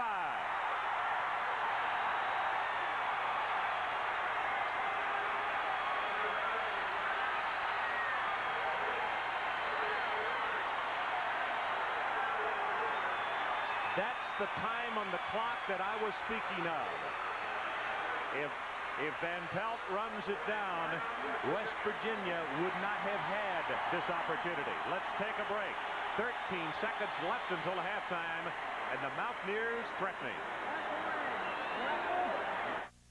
When rain comes into view, warm air surrounding you. Call me rain. The air of quality. Warms with efficiency. When winter hits your neighborhood, warm up with a call for quiet, reliable, high-efficiency heating from Rheem. Call me Rheem. Warm air of quality. Call me Rheem. Bo knows baseball. Bo knows football. Bo knows basketball, too. Bo knows tennis? No. Bo knows weight. Bo, you don't know diddly. Fall out for October excitement on ESPN. NFL Dream Season peaks as the best ever team is crowned at the Dream Bowl. The fall colors are spectacular on college football Saturdays. Top golfers shoot for the game's richest prize at the Nabisco Championships. The USA continues its battle for a World Cup soccer berth, while Olympic hopefuls seek a spot on America's World Championship gymnastics team. All in October on ESPN. West Virginia first and goal on the 4-yard line. Here's how they got there. Reggie Rembert, number 88. Alonzo Hampton took the outside away and gave him the post, then couldn't catch him. Major Harris put it on the money.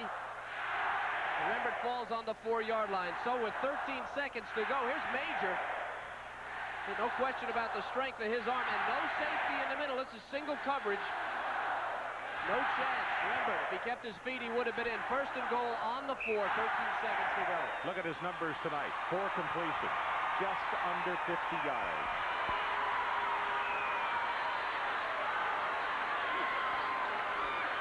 Harris with the quick out pass. It is caught by Rembert.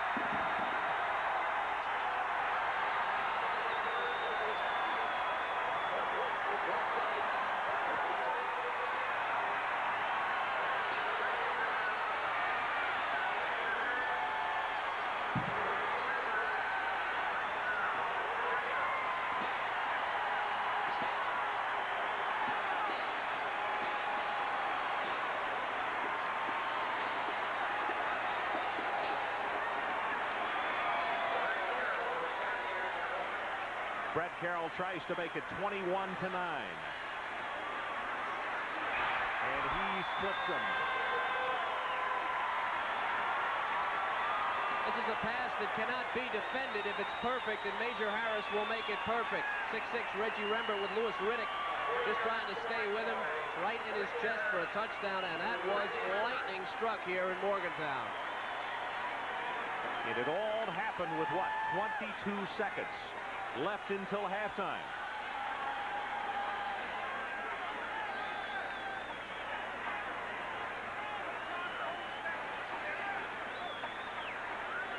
Hey, he's asking Bob, he says, what should I have done? I think what he was thinking, Alonzo, was thinking they were going to try to work it down the field, took the outside away from Reggie Rembert, who, if you're not familiar with West Virginia football, they say he may be the best ever here. A junior college transfer, Reggie Rembert.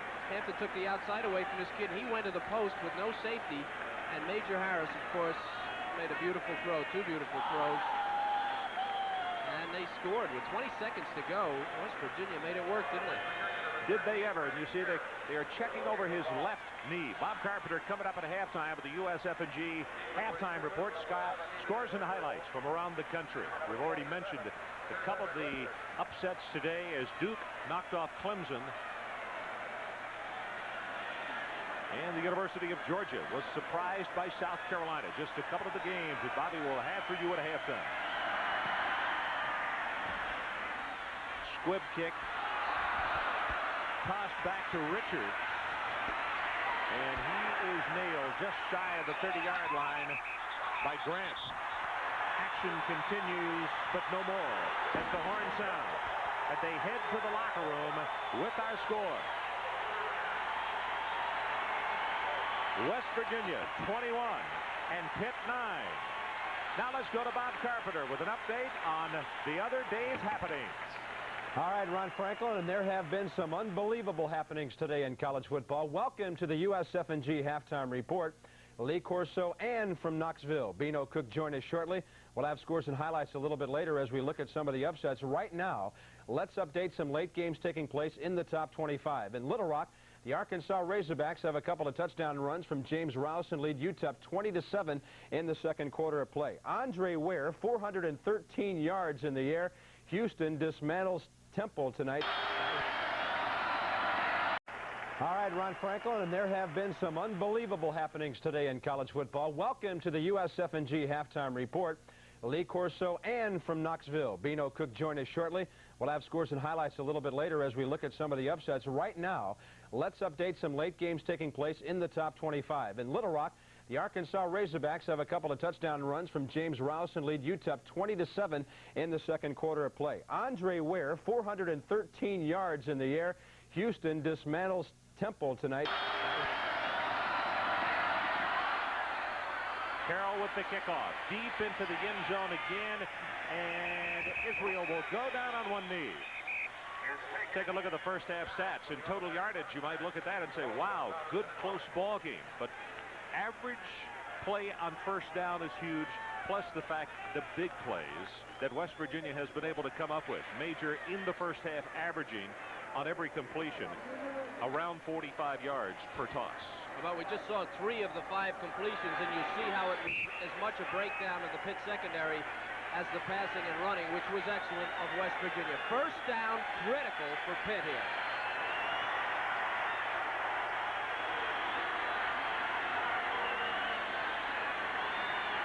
Wants to throw, dumps it out of the backfield. This is Redmond. He'll go for 3 tough yards and then gets hammered down by Proctor. So Pitt with a pass on first down to open the second half. The Pitt offense needs to dictate to the West Virginia defense. It didn't happen in the first 2 quarters. If it doesn't happen here, the game will be lost.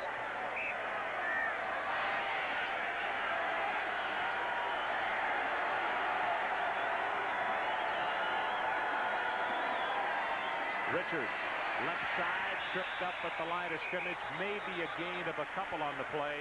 It's going to be a third down, and they'll need in the vicinity of 4 yards as Fox and Brockman come over to make the hit for West Virginia. Number 61, Mike Fox. The strength of the team, again, is the strength. There's Getz trying to block him. Gets his hands up. That's just fantastic position. He controlled the offensive block, was able to get rid of it when he saw the ball carrier. You just can't do any better defensively. Kevin Richards now 17 carries, 103 yards in the game, and the crowd again really making noise on the third down situation.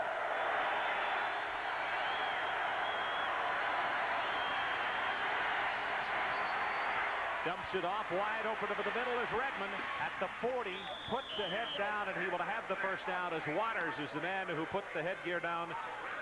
And it was Ronaldo Turnbull who was coming from the backside with pressure on Van Pelt. Turnbull is a guy we talked about at the head of the show, an incredible athlete, 6'5", 245. That's why you haven't seen the tight end. They're trying to block him with him, but Turnbull gets rid of Sykes. Says, welcome to college football, Alex, and welcome home to Grafton Gipper. Redmond, a key in this offense, if you ask me, in the second half. Richards squeezes through the hole, has 5 and now 10. And a first down for Pitt as they come out running the football. 1 pass and now on the ground. That's good for 12.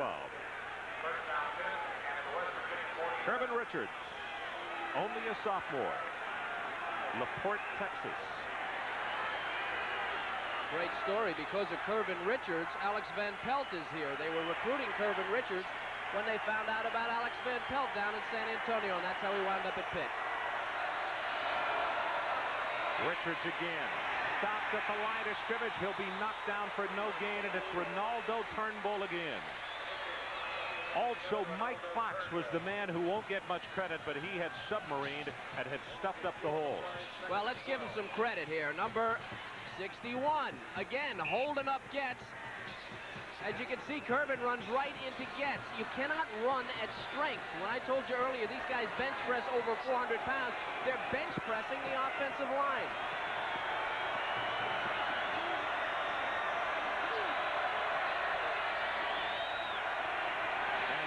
Over the middle, Redmond left alone, breaks it clear for a moment. He'll have the first down at the 33. Waters came over and reacted, and Mr. Van Pelt applauds the efforts of his redshirt freshman son. The thing about Redmond that will make him so tough, he's a halfback in a fullback position, and that again is Paul Hackett. He has 2 halfbacks back there, both of them leaving the game now, Richards and Redmond, but he gets lost. The fullback is tough to cover because it's usually a strong safety or an inside linebacker, and he can get lost in the secondary easily.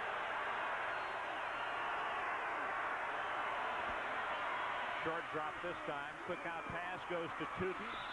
Turns it upfield. He's going to step out of bounds just 1 yard shy of the first down. Waters pushes him out of bounds. Tootin, gutsy effort tonight. Playing on an injured leg. Your speed comes from your calves, your buttocks, and your stomach. When you hurt any one of them, if you're a wide receiver, you've got a problem. Tootin hurt his calf. Tell you somebody else that's given a gutsy effort tonight is Darrell Whitmore, who has severely injured a leg that has, his foot hasn't played in. Number 11, he's out there. Straight ahead, this is Derek Lewis. Derek is down in the vicinity of the 20-yard line. That will be enough for the first down. Well, we said they were loving and avid fans. Take a look at them. We have set a new record tonight, 68,938. A new high. Does that include you and I? No.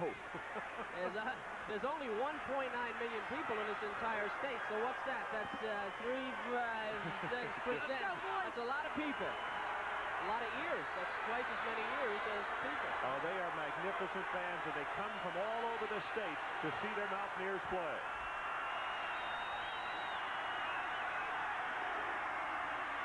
Richards tries to get outside. Breaks one tackle, but again, it's Turnbull from the inside, and you have to wonder, just like we commented that opening weekend on Aaron Wallace for Texas A&M, is there more than 187 on the field for West Virginia? I told you about this guy. I mean, he shouldn't be a surprise. Comes from St. Thomas. Didn't really play much high school football. In fact, he played on an 8-man team, and the basketball coach, Bob Smith, former basketball coach in West Virginia, was over there looking for basketball players. He discovered Ronaldo, and here he is. Bouncing pick offense around, dribbling them.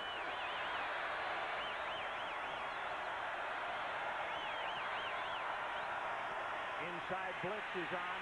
Van Pelt over the middle to his tight end, Seaman. Loses the ball, and West Virginia has it inside the 10. Preston Waters on the recovery. Oh, the Mountaineers dodge a bullet there. Eric Seaman had only caught 2 passes this year. He had really not played much in this game. A little bit cold. Van Pelt finds him. It's been open all night. But look at the hit. Hat, shoulder, right on the ball. Seaman can't hold it. That was Proctor. Waters comes in. Good team defense for West Virginia. If you're going to let them catch it, make them pay. And the Mountaineers did just that.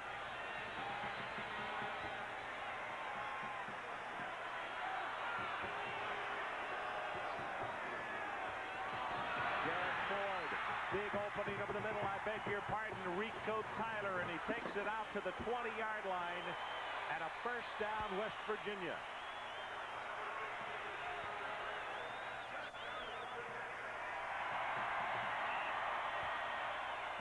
The acoustical wizard of the Mountaineers. He's the head of their rap productions. He can sing, and he can also dance, as you saw him dance through the middle of 2 pretty good tackles.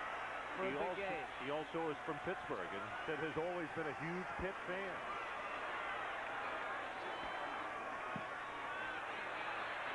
Harris throws the pass complete in the flat. Again, it's Tyler. And his knee went down at the 20-yard line. So it'll be no gain.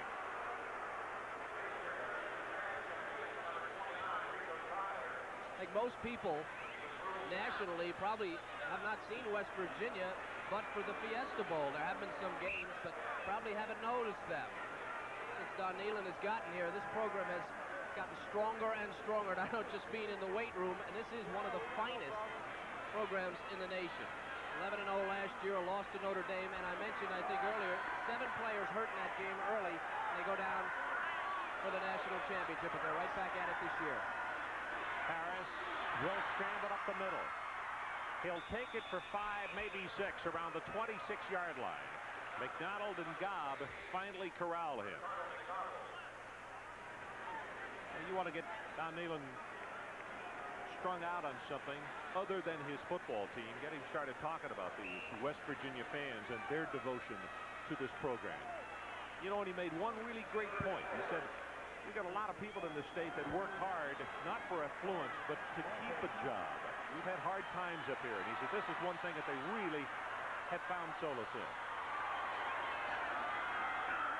Harris again into the flat, throws it complete to Rimbert up at the 36-yard line. That'll be plenty enough for the first down as Bradley pushes him out. And here's that pressure defense from Pittsburgh again. Now here's the blitz. There's your middle linebacker, Gobb, and they're going to come Major. Not even noticing. He's going to get it out here to his man, Rembert. And Rembert's done some damage tonight. Bradley, a nice tackle on a tough receiver. But they've got it going. You've got the experienced quarterback right there, the Heisman candidate, and maybe the best ever receiver at West Virginia sitting out there to catch his passes.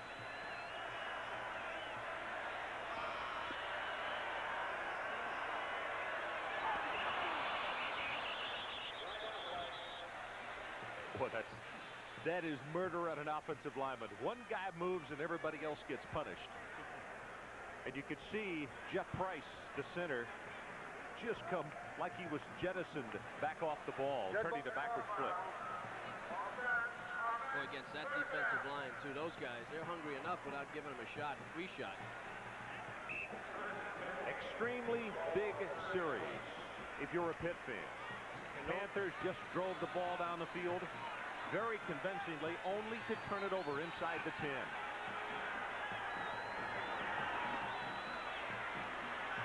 Harris drills it on a rope. It's Greg Dykes out over the 45, and that will be enough for the first down at the 47. 17 yards on the completion before Ricardo McDonald put a stopper on him.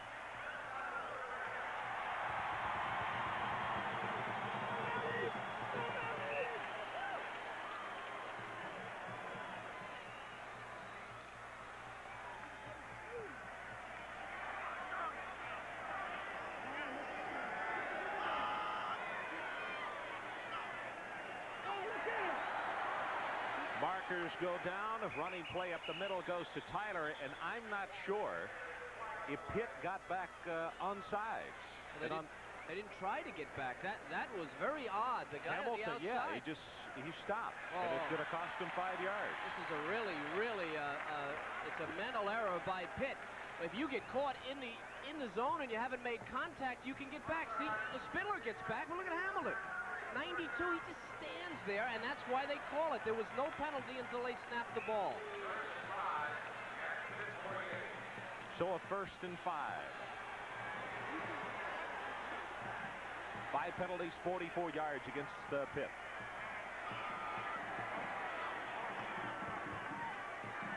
Draw play, breaks it open. Eugene Napoleon down the near side, pushed out of bounds at the 27.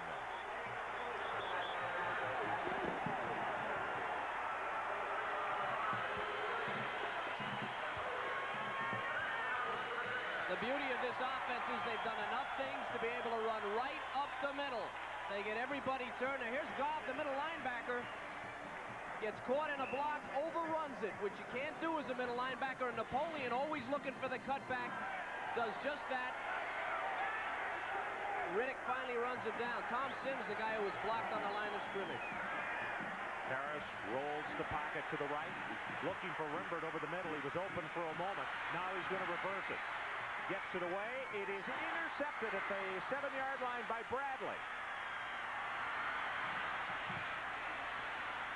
At the 30, it is pushed out of bounds across the way. Second interception of the night by Major Harris, and a marker is down on the play.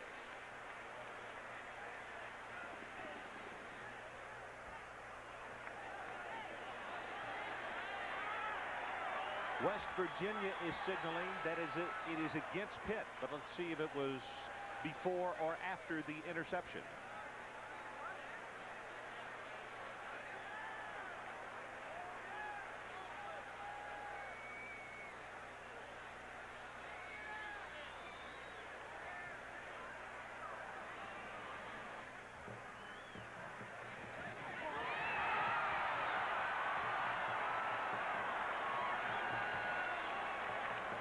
He could see the signal face mask.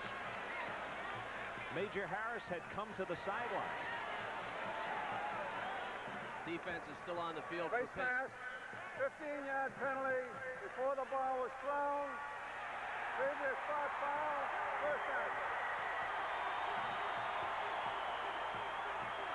A defensive face mask penalty on who? There was no ball carrier except for Harris. It had to happen on the line of scrimmage, you would think.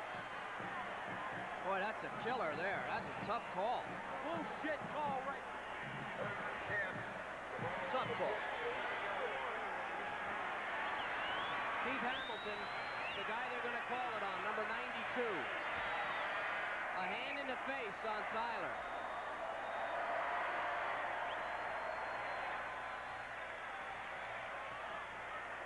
So now the discussion continues as Pitt has called a timeout, and the entire defense goes to the far side of the field. 21-9, West Virginia leads. Get it up there! This Jeep Cherokee has the advantage of an exclusive four-wheel ABS braking system for secure, controlled stops. Hop in. Thanks. But because Cherokee's a Jeep, you gotta be kidding. Its advantages don't stop there.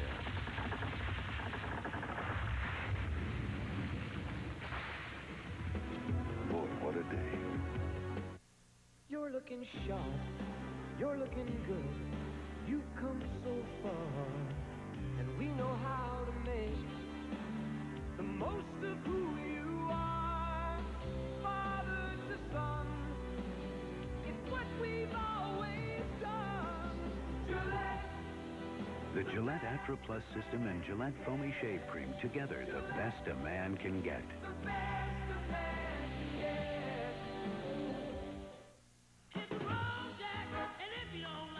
Road Handler Treadlocks. Test them for 1,000 miles. If you don't agree they're the toughest tires you've ever owned, Sears will buy them back. Great low prices every day. Road Handler Tough. That's your money's worth and a whole lot more. Do you know what it's like to hear the cheers at the Rose Bowl as they rise up from 100,000 seats? Now you do. Adidas Aftershave and Cologne. The essence of sports. ESPN's College Football Saturday, Pittsburgh versus West Virginia, is brought to you by Jeep. There's only one Jeep. By new Michelob Dry, one taste, and you'll drink it dry. And by Nike, who reminds you to just do it.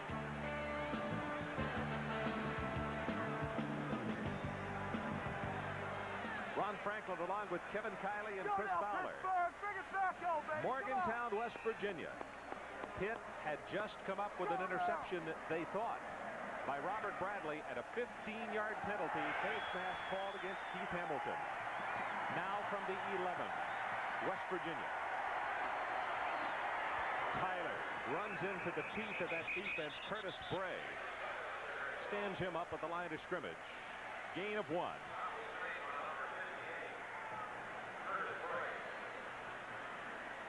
You could see Don Nealon sending in a play by Eugene Napoleon. Eugene is a senior out of Jersey City, New Jersey. Had an ankle injury early on. Had a great game last week against Louisville.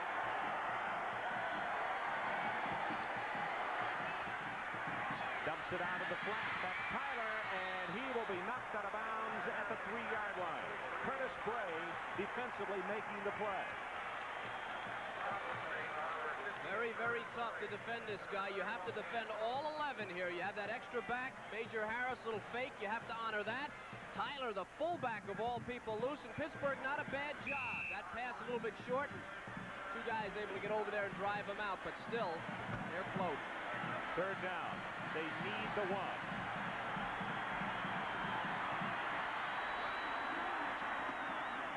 Napoleon hit by Mark Spindler at the line of scrimmage and driven back. He is not going to have the first down. They'll mark it just outside the 2.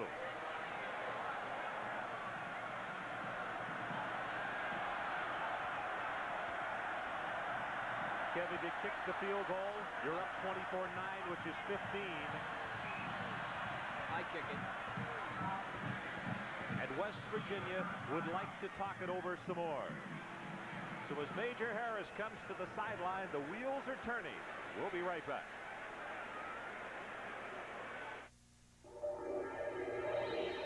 This Jeep Cherokee is doing the kind of four-wheeling that its competition isn't designed to do. Unlike Cherokee, the competition recommends shifting out of four-wheel drive on paved surfaces, which is unfortunate, since you never know when you might need it. But Cherokee with Select Track gives you the security of remaining in four-wheel drive on any surface. After all, doing what other vehicles can't do is what Jeep does best.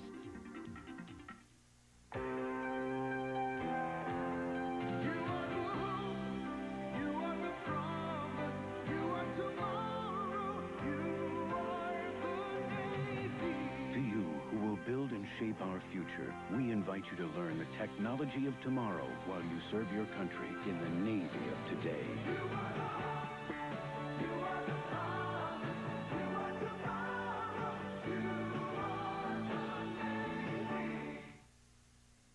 What if the NFL's legendary teams could battle to determine football's best ever?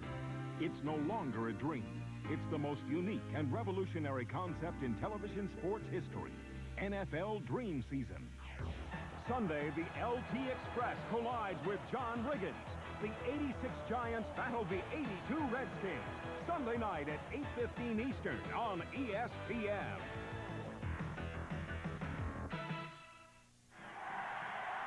Tonight, West Virginia leads. Let's go down to the field, and here's Chris Fowler.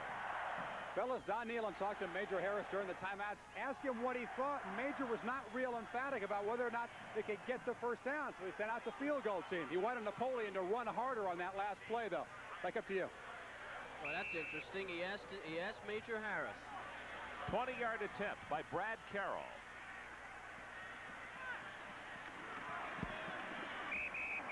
And he is good.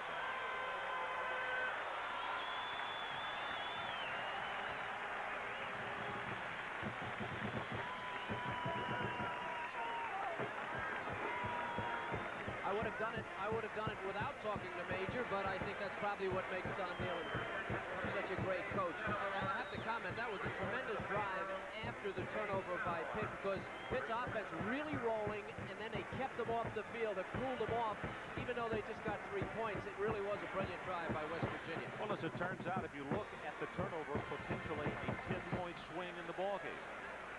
Well, ESPN's College Football Saturday kicks off next week at 11:30 a.m. That's game day with Bob Carpenter, Bino Cook, and Lee Corso. And they'll preview what is coming up in college football. Then at 12:30, Ivy League, Pennsylvania taking on Columbia. Then 7 o'clock, Kevin and I will be in Knoxville, Tennessee. Boy, the Vols won a huge one today over Auburn. They will take on the University of Georgia. Then at 10:30, down to the Pac-10, Arizona State will take on the Bruins of UCLA all next Saturday right here on ESPN. Who are those two wild-looking guys behind Bobby Carpenter? Bino and Corso. Yeah. I don't know, the Bino never looked so good as he looked in that picture. Major Harris, what a night he has had. You can see him standing on the sideline just a moment ago. His ball club right now leading by 15 points over a Pitt team that we saw last week, an extremely good football team. Israel and Richard are back deep. Carroll's kick will come down to Israel at the 2.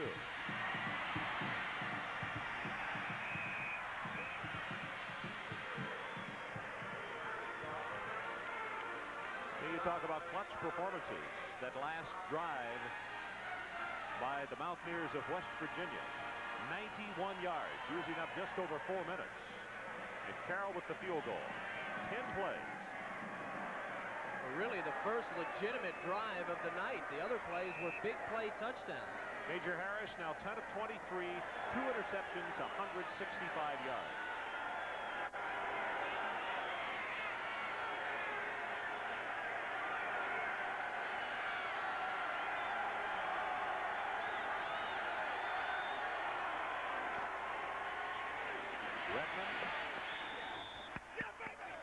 Goes for a couple, maybe 3 off the right side.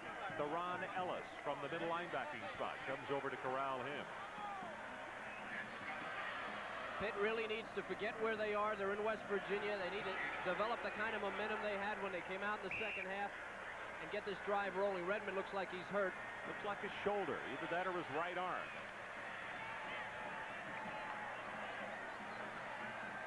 Not an overly enthusiastic clap there, was it? No.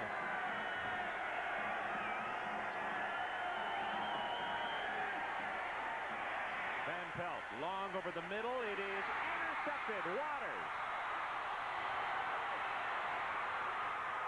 At the 20 and steps out of bounds inside at the 19.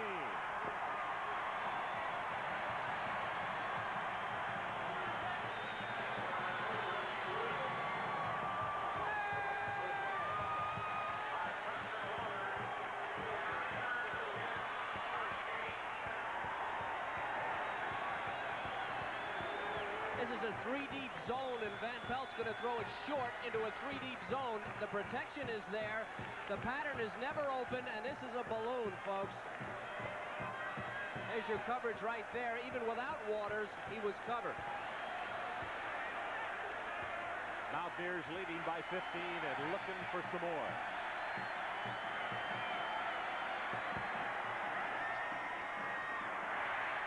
Garrett Ford. Lewis Riddick comes up from his free safety position to finally make the stop. It's going to be a gain of close to 5.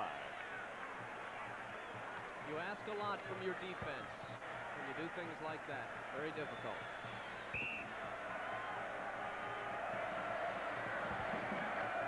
Just under 6 minutes to play. Third period. Record crowd here in Morgantown. Quick inside handoff to the fullback, Tyler. Knifing his way inside the 10. It'll be first and goal, Mountaineers.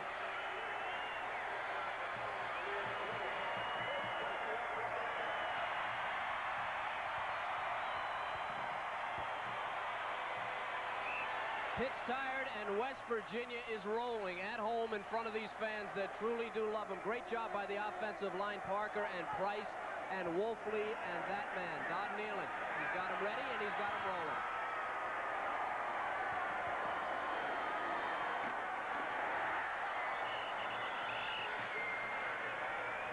Pretty good collision down at the 5-yard line as Richard Allen came up and made the hit on Ford. You got a super 1-2 punch, though, in those tailbacks with Napoleon and Ford. But they're so totally different physically. Ford, the big boom back, at almost 230 pounds. Well, Nealon's doing the 800-pound gorilla on Pitt now. He's switching fullbacks and the big backs and just blocking straight ahead.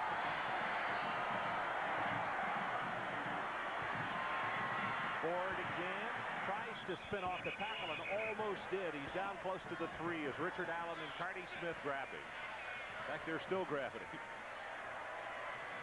Going to be third down and goal for West Virginia. And in case you missed the top of the telecast tonight, West Virginia in their third play went for a 59-yard touchdown pass to Jet. Pitt came right back, and they scored on their opening possession with Richards taking it in. But since then, it has been the Mountaineers for the most part. Here they come. Harris wide open, and Tyler will walk in.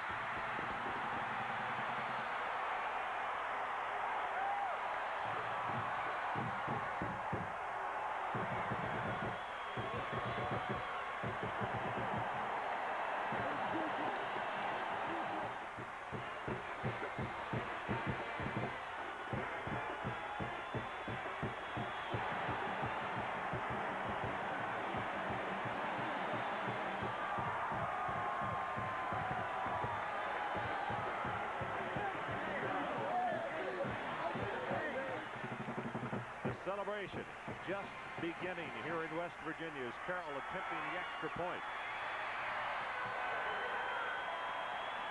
A game of mistakes. Confusion defensively for Pitt. They didn't know what they wanted to do. They came with an inside blitz, but they forgot to cover the fullback. Touchdown. Here it is from inside. You see the backers coming. Everybody's coming. McDonald, the outside backer, blocked inside. Spindler, no chance. Major Harris with the experience, and Tyler wide open, and another touchdown for West Virginia. So with 4:06 left in the third period, West Virginia 31-9.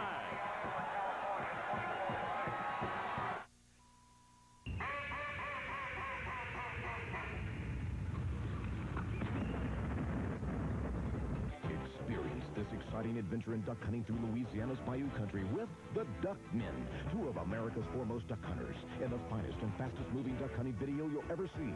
Sit in the blind, feel the kick of the gun, and smell the smoke with Warren Coco and duck hunting professional Phil Robertson, developer of the Duck Commander Duck Call, the choice call of the serious duck hunter. Their expertise in calling and shooting will leave your pulse pounding, and the virgin bayous they hunt will take you back to a time that seems no more. Here's how to order your Duck Men adventure video. Send a check or money order for $29.95 plus $4 for shipping and handling too.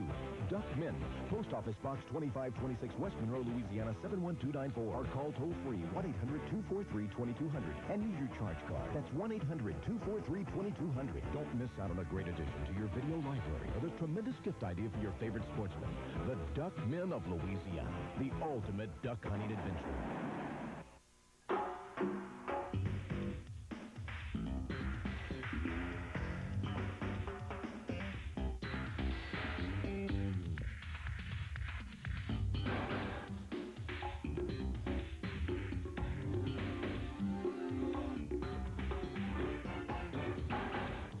Winning has become quite routine for Jeep Comanche, whether it's under these conditions or any other. Ron Franklin and Kevin Kiley along with Chris Fowler back in Morgantown. 31-9, the Mountaineers on top, and you see just over 4 to play in the third period. Some major accomplishments in this one tonight. Guy is looking for an increase in rank. Harris with his 4th touchdown pass, and Carroll will kick it off for West Virginia.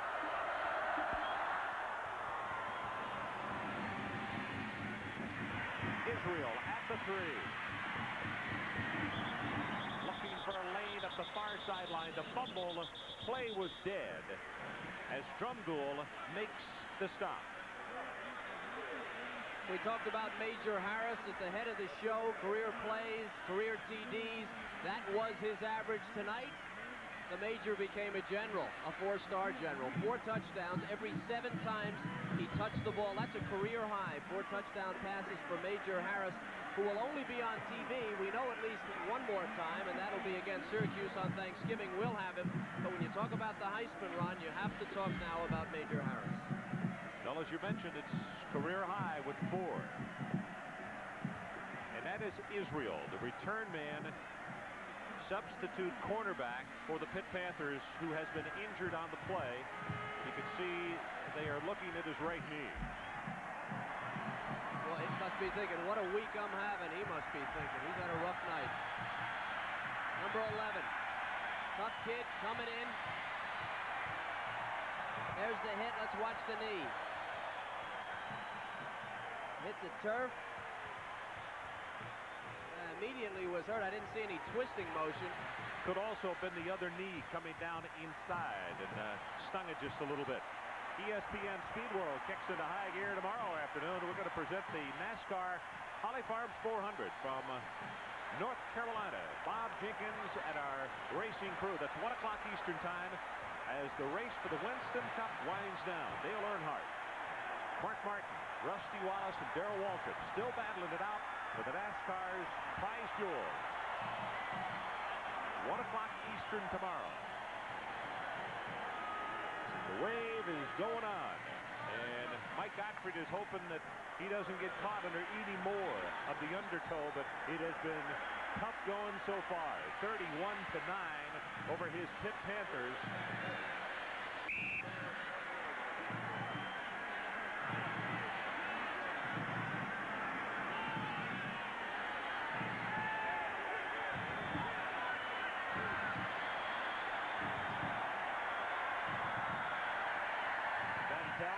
Trade back in the pocket, gets it off to Redmond as fullback, out to the 32-yard line. It'll be enough for the first down as Leroy Axum is there defensively for the Mountaineers.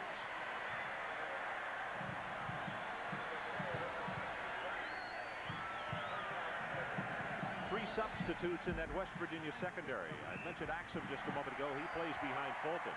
Drumgoole is in at strong safety. Sam Wilson is coming at cornerback. He's over on the right side.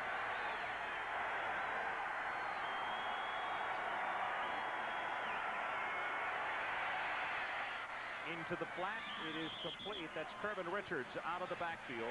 Good for about 5 yards. If you're wondering what Pitt needs to do here, they need to score probably before the fourth quarter. 3 scores and 2-point conversions would give them the lead. They need 1 2-point conversion and 2 7-point touchdowns, if you will, single conversions to tie the game. This drive is extremely important.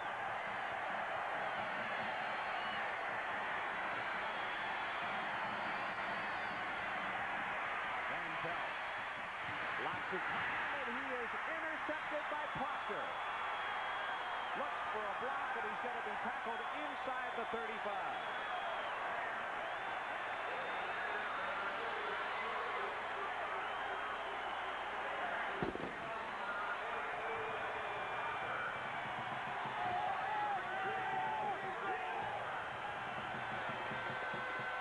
Van Pelt's father looks on. That's 4 interceptions that the youngster has thrown tonight. Ducks in a barrel. This is every bit of a prevent defense. The short zone, he never sees it. Proctor playing short, watching the quarterback, just drifting with the ball. He's able to pick it up. Van Pelt's getting a lesson tonight, and he'll be better for it.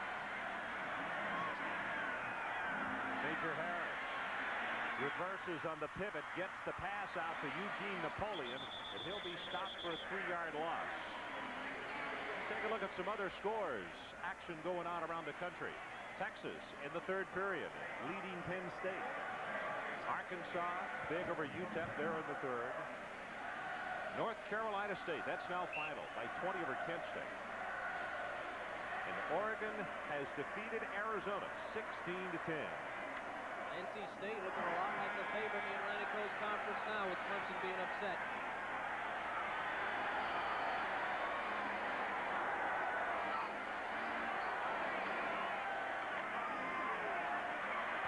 Harris wants to throw. He's going to tuck it and run. Loses the balance and now gets hammered down as Crossman comes up from that safety spot to make the tackle. Boy, look at his pants leg. You think it hasn't been rough on the field tonight? Watch Major Harris. Watch the fake he makes. Some good blocking on this. They take the coverage. They take the contain down. You can see. Watch this fake. Now, who would believe he was going to throw that thing? It was like a threat. 3rd down.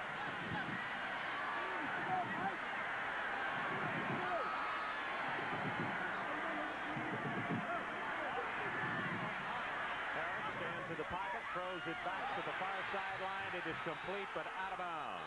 Greg Dykes on the receiving end.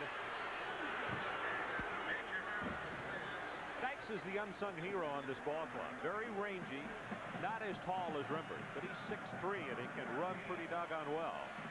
He ran too well on this. He never tried to stop. He just kept his stride. Great catch. Because he had dragged that toe. See if he drags that toe and stops it, maybe the defense would have caught up. Speaking of forgotten people, Herzog has not had to do much in this ball game, and he comes on the punt with the 4th down at 13. Nice job by the Pitt defense on that play. First kick for the far sideline, and it'll go into the end zone for the touchdown. 37 yards on the punt, and let's go down to Chris Fowler on the sideline.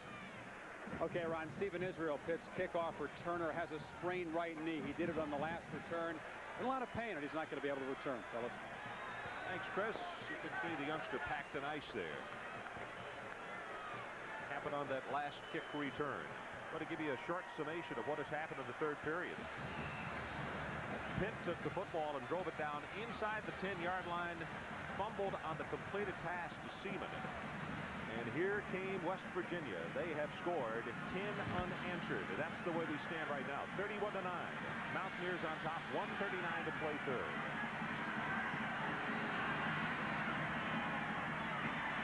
Walker cracks down hard just across the 20 by Turnbull again. Walker, kind of the forgotten back, the forgotten man in the offense for Pittsburgh. A very, very fine tailback who's been beaten out by Kirvin Richards. You can see why earlier in the game. Richards running all over the place. But this fella, early last year, was running and running hard and for big yardage when he was injured. And he's been out, hasn't been able to get back.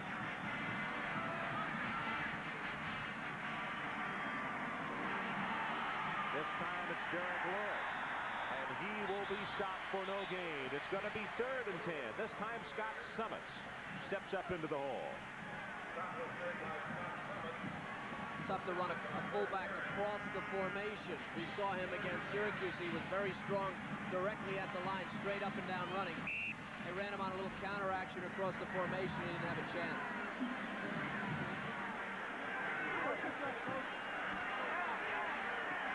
You could see those figures on 3rd down, just the reverse of what they did last week.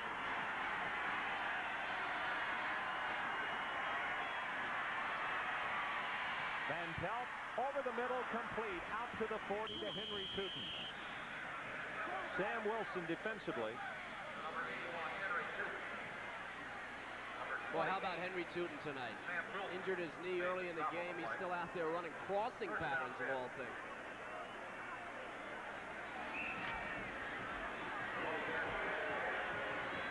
12 receptions for 225 yards coming into this one tonight.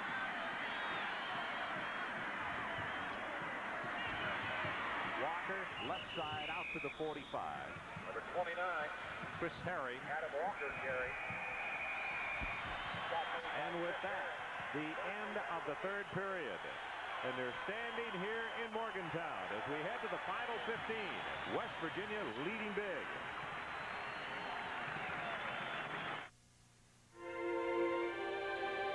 Beer was brought over on the Mayflower and shared on the first Thanksgiving. Enjoyed by Puritans and pirates, it's figured prominently throughout our nation's history. Our founding fathers thought highly of beer. In fact, the Continental Congress made it a part of every American soldier's daily ration. Our first president had his own private recipe. Over the next 2 centuries, brewing grew with the country, earning recognition as an important American industry. Today, it's served on the tables of nearly 2/3 of our country's families and enjoyed by 80 million Americans every year. And from the very start, it's always been meant for responsible adults. Beer. It's a good part of the good life. A message from Anheuser-Busch.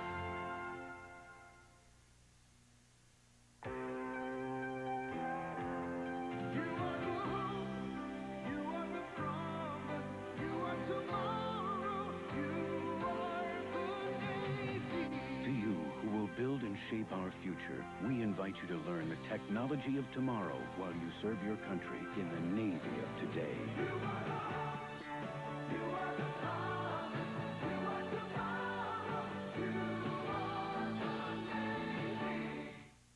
Mark and Rennie and little Lindsay are a young family just starting out. They don't have a lot of money for life insurance. I'm their State Farm agent, Gaylord Moosman. Instead of giving Mark and Rennie a big life insurance sales talk, I did a lot of listening.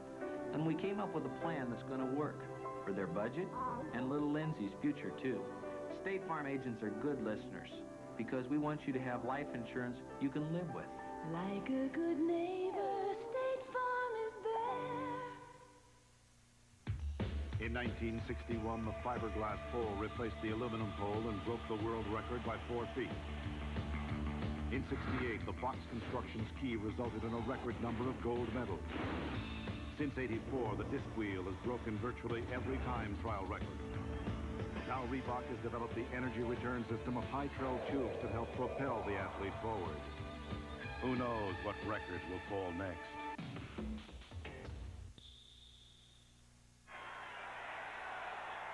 Fourth period, 31-9, West Virginia on top.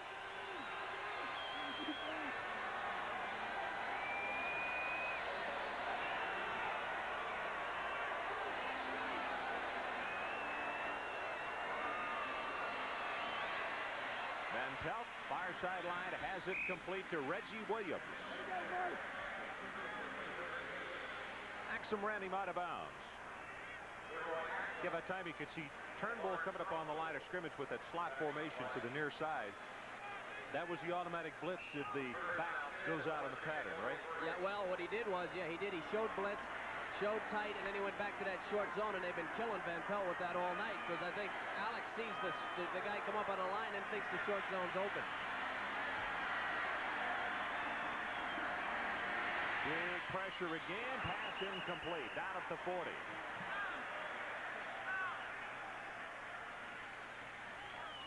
The storyline in this one. Major Harris with some major plays, 4 touchdowns. That's a career high for him. You see the numbers on Van Pelt, and 6 Pitt turnovers. If you're a Pittsburgh fan, it looks like an Edgar Allan Poe novel.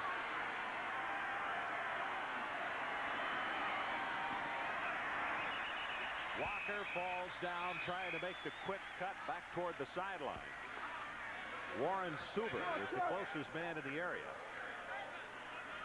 Boy, that's twice he's fallen down now in the last 2 series.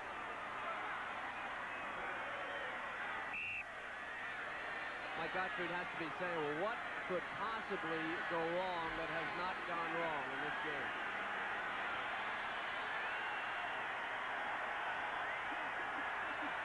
Here comes Rembert.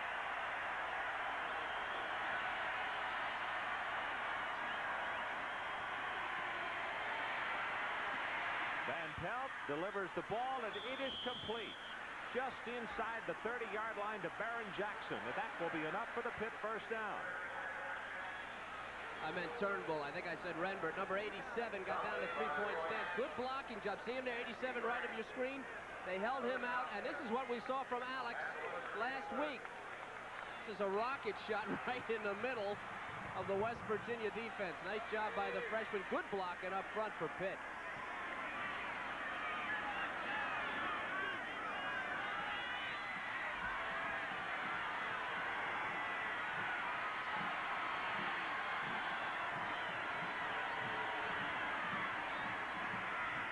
Van Pelt unloads it to his running back, Derek Lewis, and boy, there are lots of blue jerseys around the football. Has been that way all night as we take a look at some other scores. Texas A&M defeats Southern Mississippi tonight and handily in College Station, Florida. That's now a final, shutting out Mississippi State. LSU, they're still in the 3rd. Boy, a little frustration taking out there, and Oklahoma State, Wyoming having a real tough time. Paul Roach kind of having a tough year after 2 great ones. Ricky Turner goes left side, caught by a head-high stab. That's Chris Herring. Herring coming into tonight's ballgame, 68 total tackles. Of course, he's our student in the game, a 3.6 average. That's my number in high school. Which should be above. Well, what position you're probably wondering. Every position. 49 means it's I thought you meant 3.6. Yeah. On a scale of 100.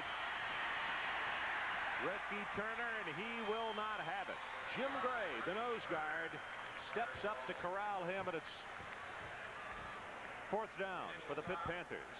Now, is there any doubt this is 4 down territory? Gray, number 98, you're looking at him, has played one whale of a game. Sideline to sideline and tough in the middle. Give me 5, he says. You deserve 5. Give him 10. The crowd will let you know.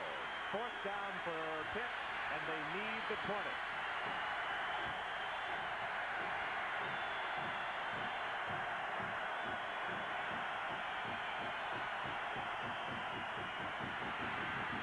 Pass complete to Sykes, the tight end for the first down. And Sykes has injured himself on the reception. That's the way it's gone tonight for Pitt. That was great defense by West Virginia. They were almost there. Now you have to figure, fakes it to Kermit. You got to figure that's going to hold some people. It holds the inside backers. And look at this coverage. Woo! Oh, Brockman, he almost got there. And that looks like an ankle injury to Sykes. From the 15. Movement on the left side. It'll be no play as the left tackle came out of his stance before the snap.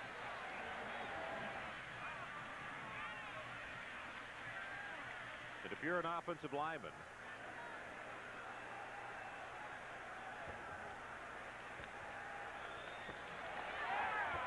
what I started to say, if you're an offensive lineman and you're down 31-9. Dead ball foul. Offside. Offense. Repeat first down.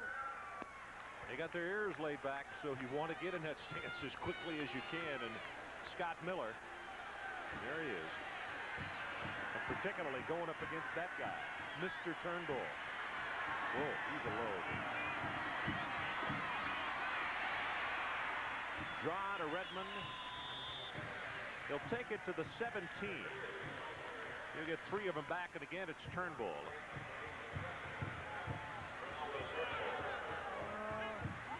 Big disappointment for the Pittsburgh people with the schedule they have going. Again, you got to remember they have Miami, Notre Dame, and Penn State left on this schedule.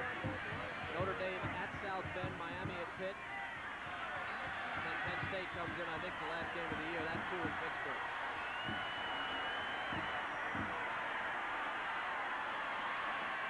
Van Pelt rolls the pocket, steps up and delivers in the end zone. Knocked away. Fine defensive play by Whitmore as Reggie Williams was open, and the youngster might have delivered it about a half beat too late. Very difficult. Look at the running room. He might have had a chance to run. He decides not to. Throws this thing pretty high. And Whitmore on the bad ankle. Got the plate in the ankle. Wasn't going to play, but he can play hard enough to get over. He played the entire game. He deserves a lot of credit. We really haven't said a whole lot about Whitmore. Don Nealon said yesterday, didn't know if he would have him for tonight or not, and he has had him. Best defensive back, they say, ever to play here.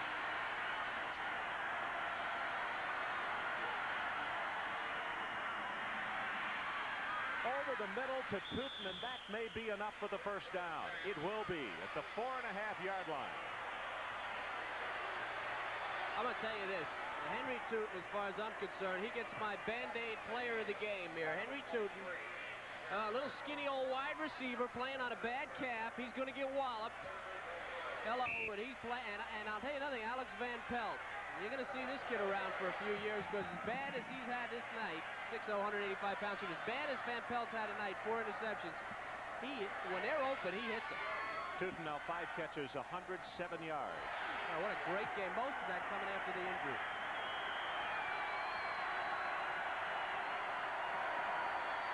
Right up the middle with the run down to the 1 is Redmond. Theron Ellis back in the ball game at middle linebacker along with Scott Summits. You've seen a lot of number 66 tonight. They have shared the wealth on defense, has West Virginia. Turnbull, Ellis, Perry's been all over the field. Fox, Summits, Gray.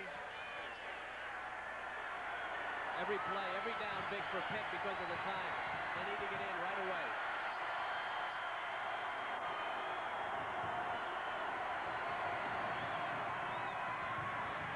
Play action, wants the tight end, lobs it to him, and it's almost intercepted. Oh, my goodness. Sam Wilson stayed at home, and that tells the story right there with Mike Godfrey. Well, it's just a short arm. This thing, very hard to tell who even has the ball. Van Pelt comes here. And, oh. Well, I'll tell you, I don't know who was more surprised when he threw it, Van Pelt or the defender. Hubner was the man who was behind the defensive back. Pitt will use another timeout.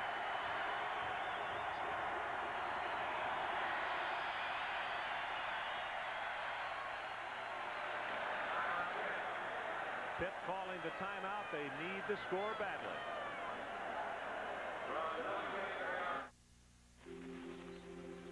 Committees are by nature timid, based on the premise of safety in numbers, content to survive rather than take risks and move independently ahead. Independence, then, has always been the attitude at Porsche. To do not what is expected, but what we feel is right. In the beginning, I looked around and could not find quite the car I dreamed of, so I decided to build it myself.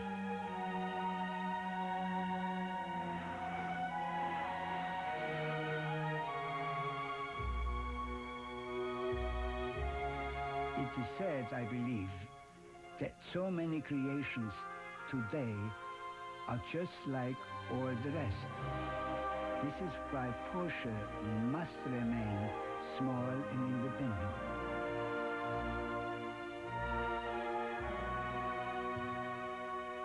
Committees lead to creations that have no soul. This is why no Porsche will ever be created by a committee, but by a handful of people inside these walls who know what a Porsche is.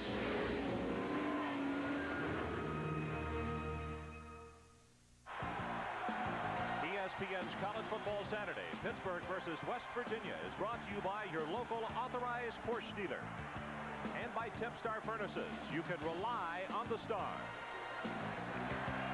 And by Showtime.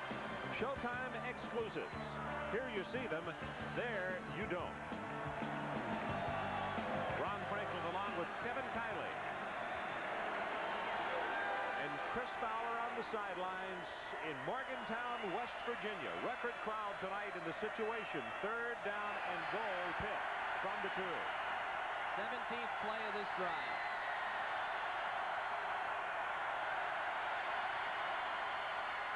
Over the top, and it is Adam Walker for the touchdown.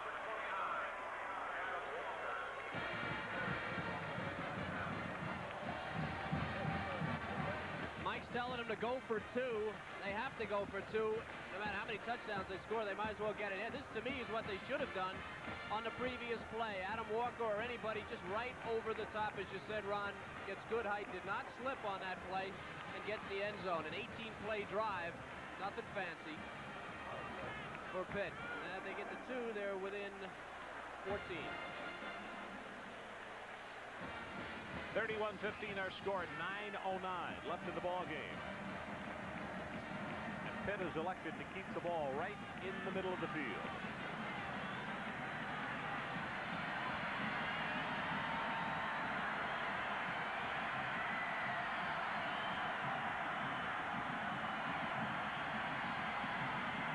Van Pelt's pass incomplete, looking for Reggie Williams.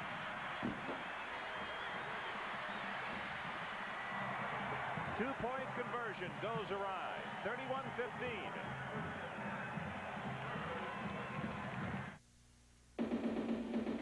Just off Route 19 in St. Petersburg is a place where you can learn to ski the Alps and shoot the rapids all in the same building. At Bill Jackson Sporting Goods, you can practice everything from a stem Christie to an Eskimo roll. But if you go there, remember, bring your imagination and your Visa card. Because Bill Jackson doesn't promise you Sun Moritz, and he doesn't take American Express. Visa, it's everywhere you want to be. It's feeding time for the beast in the basement again. And you know what that old furnace is going to do to your utility bill.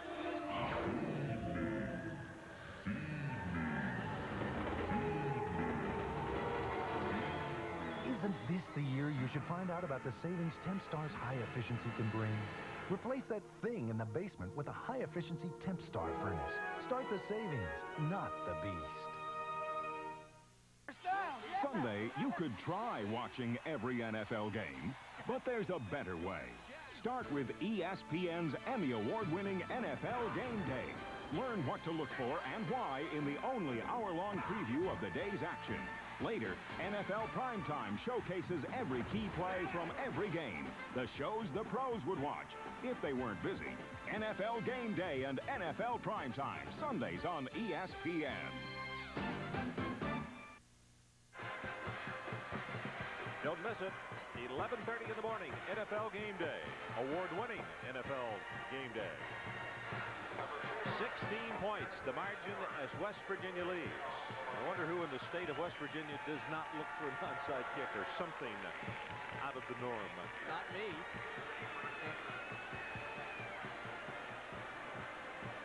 One of the things with an alignment like this, you always wonder with a single back and 9 people up tight. If a kick toward the sideline, something toward the hash, it's a long way to run. Tough kick. Very tough kick. Kicks it away. Jet is the deep safety man. He'll take it, retreating at the 2.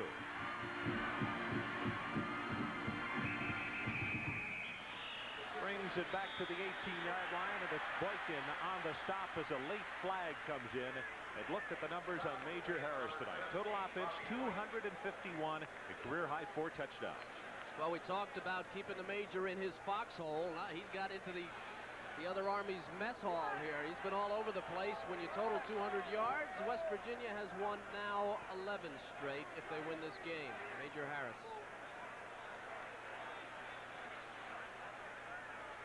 One of the officials coming over to the near sideline to explain to Coach Nealon what happened on the play.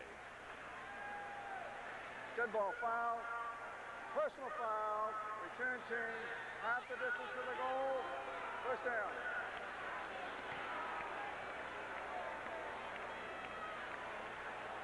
All right, left side of the screen. Number 23 in the ear hole, and then the face mask. Both places off limits.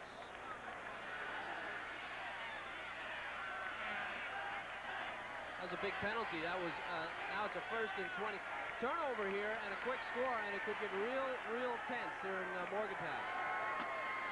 Running play is Garrett Ford. Going to be wrapped up. Ball is on the ground, and that ball got tipped ahead. It looks like Rico Tyler came up with the football. Boy, you were just bringing it out of your mouth of what would happen. Tyler looks as though he injured either his shoulder or his arm. Well, I don't know what anybody else is thinking, but 8:40 to go in the game, down by 16 points. Now here's Ford. It's a great hit. Oh, but Lorenzo Hampton, he's right there. Oh, Gobb had his hand on it. Let it get away. Alonzo Hampton, number 3. Good hit there. Gobb had a shot at it, but every bounce has gone pretty much West Virginia's way here. They better be careful.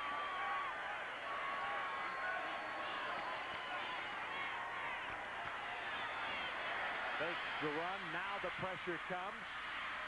Throws back against the grain. It has Rembert complete. Up across the 25 at the 26-yard line. What a throw. What a throw. This is outrageous behavior for anybody but maybe Major Harris. This guy's running to the sideline. His speed, they want a penalty here. That's what the boon is about. His speed is going to get him out of trouble here. He's being chased. Now look at this throw. He got some nerve. We're throwing it to Rembert in the middle of the defense, running away from it. Mike Boykin, number 54, made the stop. I think part of the reaction also was to the spotting of the ball. Look at the yards. From the pocket, 3 for 10 on the run, much better.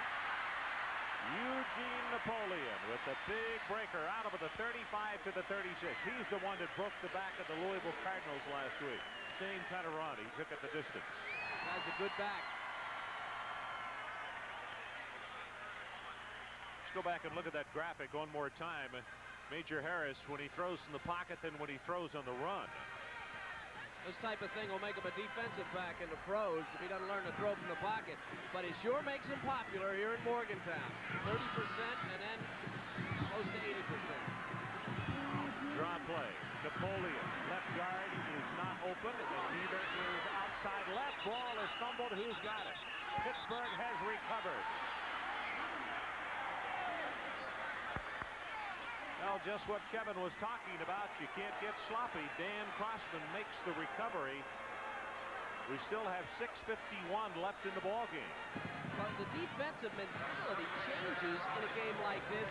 You have nothing to lose, and as a running back, you're not fighting for extra yardage. You're trying to get first downs and lay down. Now, here's Napoleon. I mean, he's doing the best he can, but these guys want the ball, and here it is.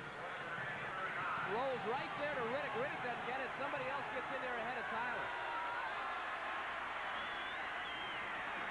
From the 39. Van Pelt. It is almost intercepted, and a flag comes in from the near sideline.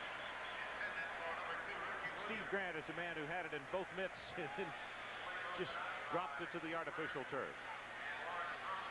Chris Getz shaken up in the play as offensive holding, flagged against the Panthers. Alex Van Pelt has had a very difficult time tonight, and one of the reasons he's had a difficult time is I think he's glued in on receivers, and he's not reading coverages. Last week against Syracuse, I think what they did was give him certain parts of the field to work on. Tonight they've done the same thing, but fallen behind. There's a lot of guys in that secondary, and he's just not picking them up. Penn State has gone in front of the Longhorns down at Austin. They're in the fourth. TCU leading SMU. They're in the third. Tulane by 7 over Iowa State. That one in the final 15 minutes. Minnesota over Indiana State by 30. Golden Gophers. Or by 20, I should say. Golden Gophers. 31-15 our score. You see the clock on the bottom right. Just over half of this fourth period having been played.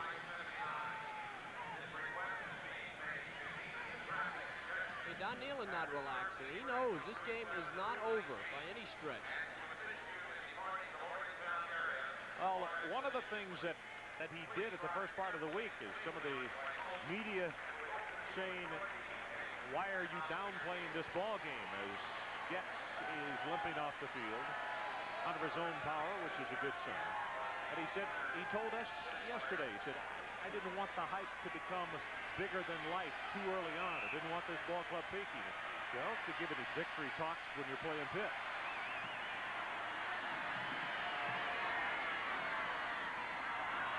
Draw play to Richards. Got to be spun around and tackled just inside the 40. Steve Grant. So that left inside linebacking spot is the man who dropped him to the turf. Roman Matus took Ronaldo Turnbull for a ride on that play. They let him rush upfield and pinned him back. They were able to run up inside.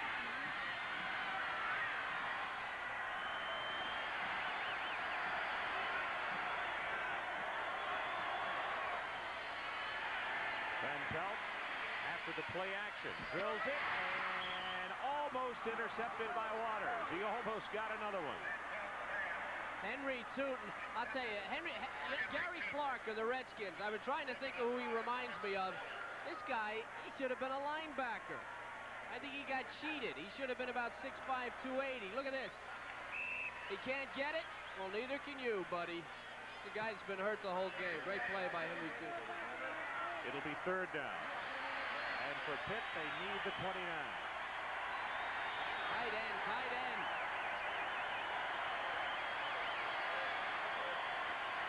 There he is on the crossing route. It's Seaman, and he breaks it off inside the 25, and he's down to the 22. 16 yards and a Pitt first down. All right, it's got to be quick because he's supposed to block somebody. He's going to come right into your screen. Van Pelt sees him, hot receiver. And this is the guy that, didn't he fumble the ball earlier, didn't he? He's the guy, he's got his hand on that ball, and he says, I'm going to the goal line. The heck with you guys. Good play. 6'4" sophomore, 245 pounds.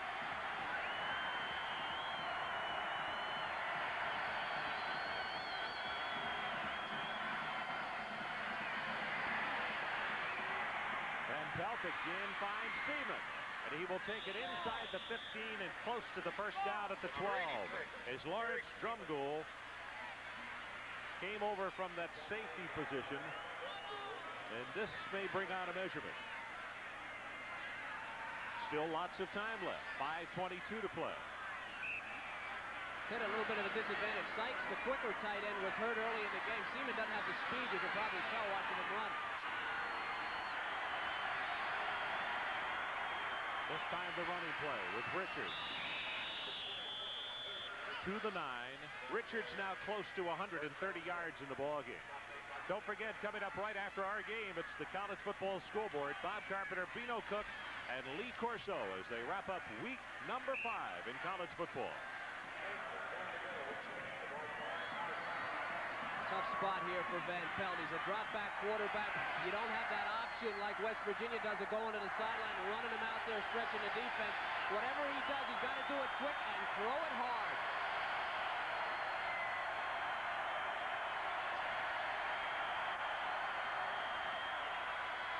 Look-in pass. It is caught by Tootin. Touchdown, Pitt.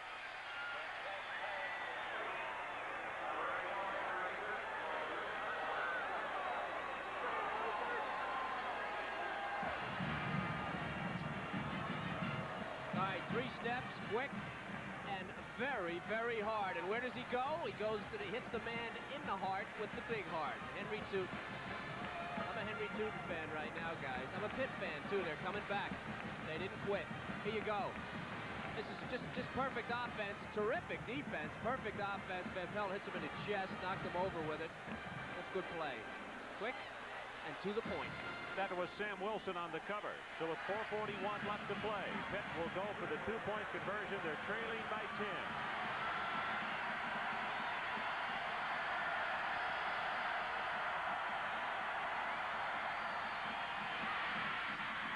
It is caught. No, it is dropped by Redmond. Wouldn't have scored anyway because Wilson is the man who put the lumber on it. Team defense, but the guy who made the play is the man who gets the pressure. Right there, that's Brockman. He made him throw it high, and when he threw it high, Wilson had time to come up, and bang, he hit Redmond. Well, you got to give Brockman an assist on that. I mean, that's the type of guy you want on your team. Makes him throw those bloopers. There is a flag on the play in the left secondary in the end zone.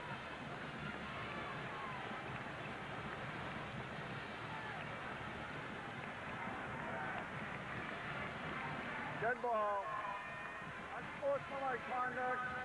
Both teams, after the play, penalties nullified.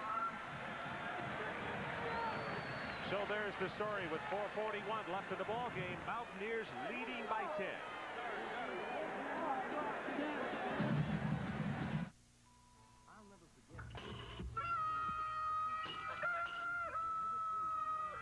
I'll raise you 50. Pretty high stakes for the guy that's going to lose. I'm out. That's too much for me. Okay, let's see him. Gentlemen, read them and weep.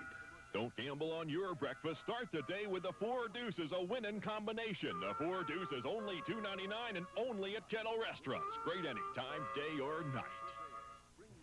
Finger's greatest warehouse sale ever is happening Sunday. One day only, noon to 8. Shop savings of 35 to 65% and more on millions of dollars in fine home furnishings, special factory purchases, and much more. Every inch from the front door to the gigantic bargain warehouse and beyond is bursting with warehouse sale savings, including office furniture, electronics, and appliances. The reductions span 9 city blocks. There has never been a sale like it in Finger's history. Finger's greatest warehouse sale. Sunday, noon to 8 at Finger's Magnificent Furniture Center only.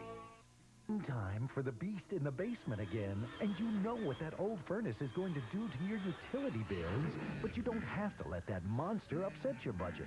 Send for Tempstar's Home Comfort Guide. It's free consumer information about the savings you can obtain with a high-efficiency furnace. The Comfort Guide informs you so that you can make the right choice when the time comes to replace old equipment. Before you start that beast in your basement, start something that could save you money every month. The information is free, and so is the call.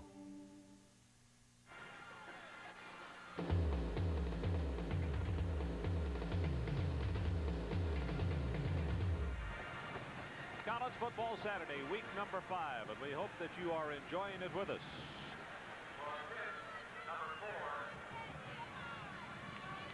So with 4 minutes 41 seconds left on this clock, Van Horn tees it at the 35, and West Virginia in their let's look for the onside kick posture. This is guided missile time here. If you're on a kicking team, you become a guided missile.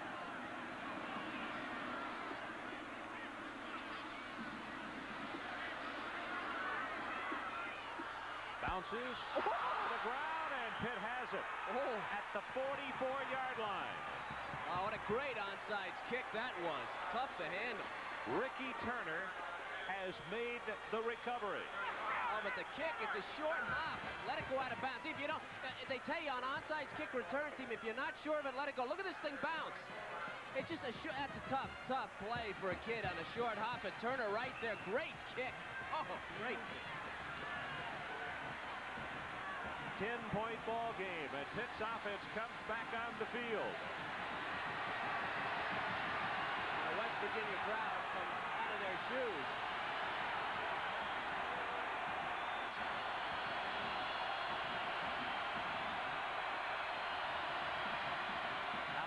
Pelt on a draw play, and nothing doing for Ronald Redmond.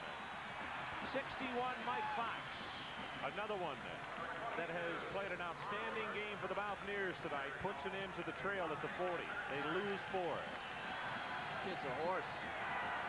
Boy, 6'7", 288. Should have been Mike Horse, not Mike Fox.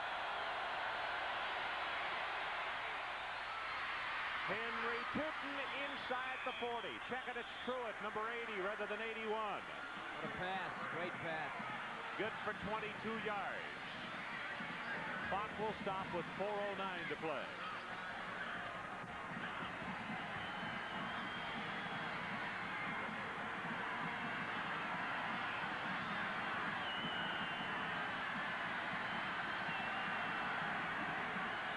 And Van Pelt is going to have to. That's the last timeout. Oh, my goodness. Freshman. No. They were bringing in the play from the bench, and signals were coming in. And as Kevin had just alluded to, the crowd was getting into it, and that is extremely costly. So a timeout called by Pitt. Just over 4 minutes to play on this one. We've been called the turnaround company of the century. We've come from a little fledgling New England company to national recognition with money in the bank on the verge of explosion. Peter Lyons gives very good business advice as a volunteer for the Boston Ballet over the last 5 years and as an agent for New York Life over the last 32 years.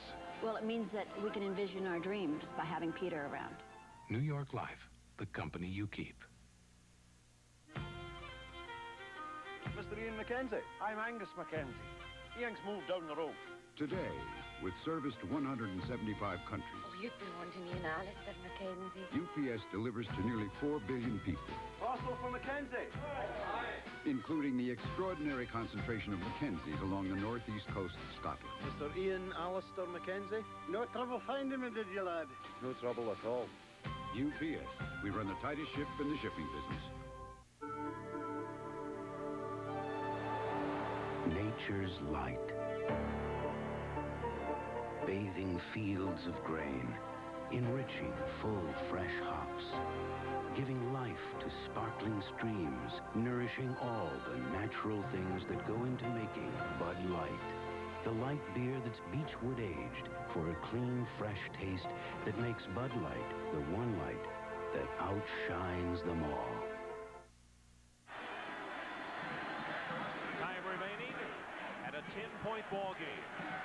At the timeouts left, well, West Virginia has 2. They don't really care how many they have, leading by 10. For Pitt, they have none. Kevin just said during the timeout, I have a feeling that Van Pelt might have a list put in his pocket of plays. Yeah, his arm, he's got like 20 plays on his arm here. See the improvement of the second half for the youngster, 201 yards.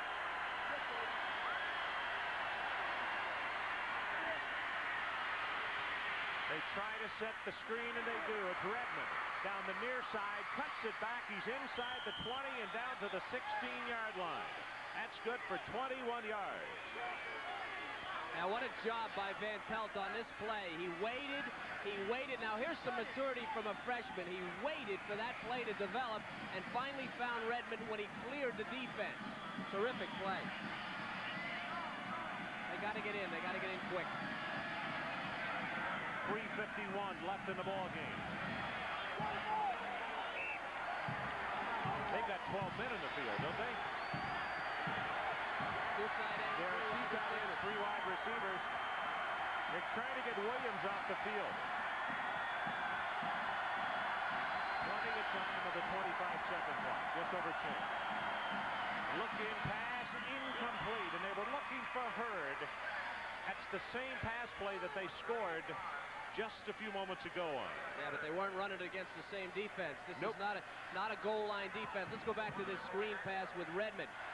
Now this thing, West Virginia was all over this play. And what Van Pelt does, they smell it. They're sitting out here. You go, wait, and now Redmond clears. A clip right there on Herring helped the play. Redmond runs it into the 17-yard line. Good play by Van Pelt and Redmond. Pressure up the middle. Pass thrown complete, and that's Dave Moore at the 12-yard line. It'll be a gain of about 5. And he was unable to get out of bounds, so the clock continues. Pitt quickly back to the line of scrimmage. Excuse me, Ron. Wide side here. A lot of room for Tootin over there. They're going to double him. They're going to double him. Look in, pass incomplete. Williams, the intended receiver, and it was Preston Waters who really took a shot at it.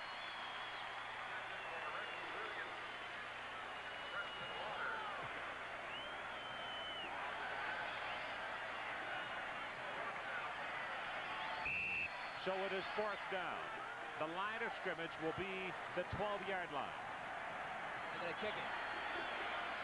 And Pitt will go for the 3 points.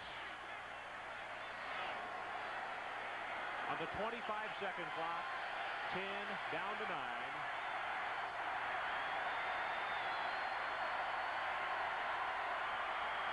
Ball is down, 29-yarder is up, and he is good. A marker is down at the 20, and it may be Preston Waters who came across and roughed the kicker. Now, this means that an onside kick could come from the 50-yard line. Wow. Boy, what a comeback, huh? In Morgantown, Pitt, they never quit. You got to give him credit. Give Mike credit, give him all. That's Bob Aliseni right next to him there with the glasses on, the defensive coordinator. Tremendous job by the Pittsburgh people. They've gained a lot. Win or lose, they've gained a lot. Maybe West Virginia has too. They thought they had this one at 31-9.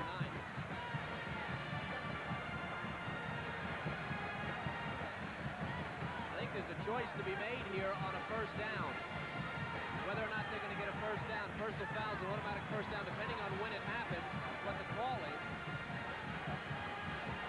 Is it roughing the kicker? Did he make the call on it? Yes, I think so. Well, there is a decision evidently to be made here. Personal foul, roughing the kicker, defense, automatic first down.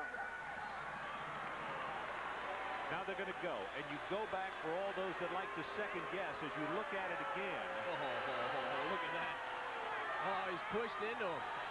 Let me ask you something. That old thing, if you never take points off the board. This is a no-win call for Mike Gottfried unless he wins the game. There's no right call here. There's no way. There's absolutely no way to make the right call unless you win the game. Richards right up the middle. He'll score.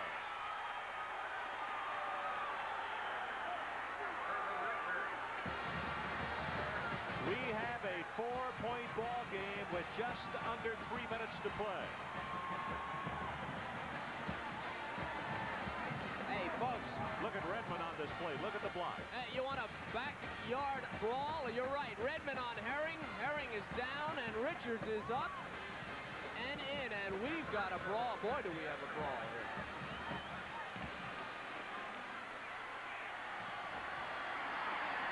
Frazier's extra point attempt right down Broadway. 31-28. Here's one for you. They don't need an onside kick. They need their defense to stop them, and now they need a field goal to tie the game. His call on the roughing the kicker. Let's watch this thing again. I don't know. Poor Waters, where else is he going to go? This is a great effort by Waters. Boy, does he get a little here. There's a little help for you. But the call is made. Van Pelt, nothing to be ashamed of. He's a freshman. You expect him to make mistakes. He's made plenty, but he's made up for them too. When they look at the films, it's going to be a defensive coverage problem that cost them this game. Well, I mentioned just a moment ago with 2:55 left, don't go away. Those people they were leaving the stadium. Now they're standing on the hill and watching, not from the vantage point they had inside the stadium for the last 3 hours, but now with a 3-point ball game and still almost 3 minutes to play. Coach Nealon mops the brow. Doesn't matter, it's in the 40s.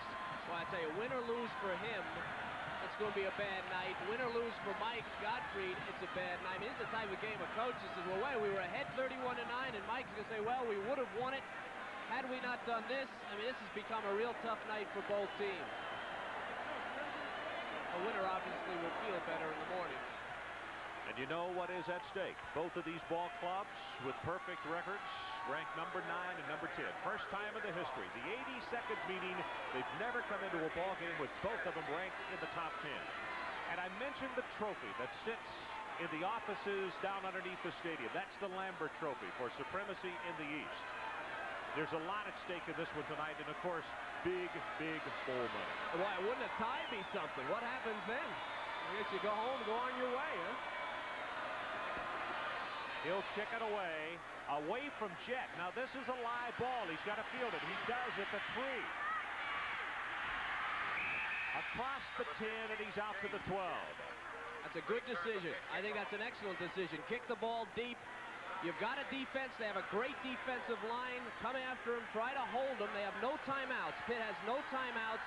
It's all up to Major Harris here, as it has been most of the year. Let's see what he can do. Well, for Bob, Pino, and Lee, they'll be coming up with the college football scoreboard immediately following the ball game. But we still have 2:51 left in this one. Remember, Pitt has no timeouts left. You're West Virginia. You can't play wide open offense. You got to squeeze the ball. Think about turning it over. Napoleon hit in the backfield, and he'll be knocked down for a loss. Keith Hamilton stepped across and hit him for a couple-of-yard loss. Also, Siragusa. All right, here they're talking it over. Here's Van Pelt with the Pitt offense. Interesting, the freshman down on one knee with the board drawing plays. What a senior he'll make in 4 years.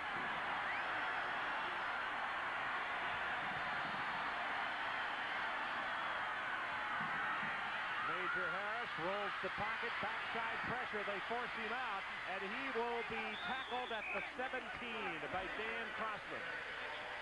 What a great play by Major Harris. Stopping, taking the hit, and staying in bounds. Junior, yeah, that is smart. Clock is running at 1:53 and now 1:52. The line of scrimmage will be the 17.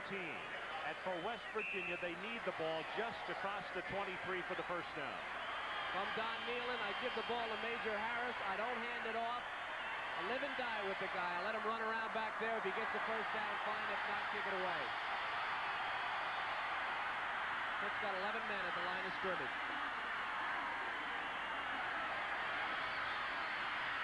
Pass is complete. That's Evans, and he will have the first down, and now a late marker comes down at the 22-yard line.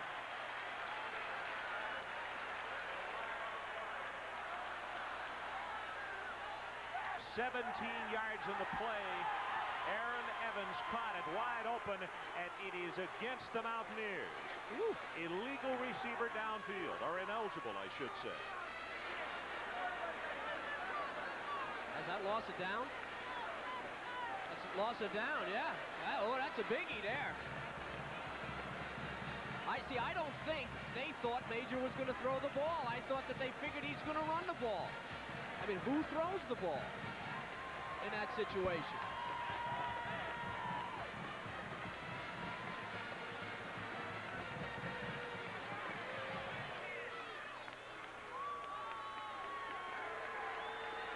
Ineligible receiver, downfield offense, third down.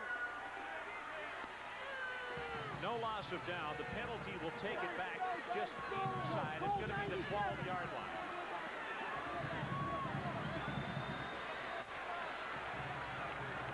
Clock is running again. 1 minute, 12, now 1:11.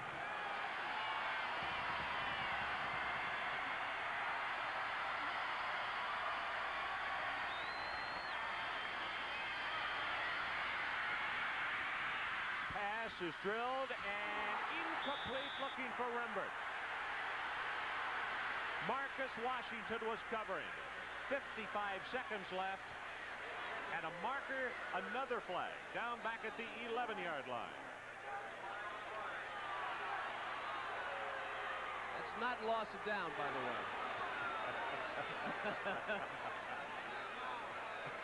This guy's going to wear out his hat. Well, the third down pass play incomplete. Look out for a safety here. I wouldn't be surprised they take a safety. He's calling him over. He wants to talk to his kids. Ineligible receiver now failed during the pass. Penalty declined. 4th down. Well, I tell you, the Pitt defense just came on the field, and they are going crazy. I can't. They're going to come after this, but look out. Greg Herzog gets it away, and it is a beauty.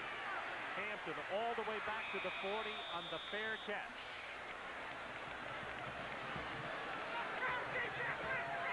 48 yards of the kick, and here's the story. 49 seconds left. West Virginia by 3, 31-28. The Pitt Panthers with no timeouts.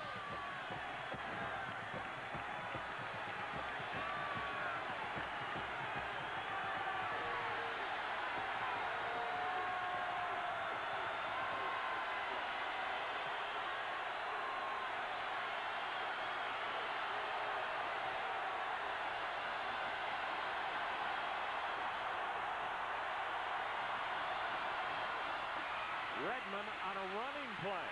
He'll take it for only a couple of yards. Proctor comes up to make the stop. Really kind of a strange call. Huh? No harm done, I don't think, and a good try. A good try, wide side of the field, line it up, throw it.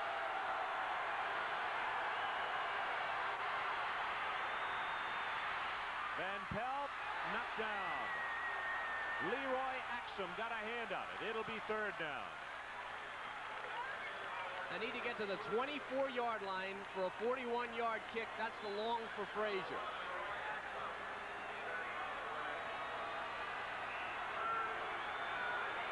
And they need either a first down or to get out of bounds to stop the clock. Pitt does.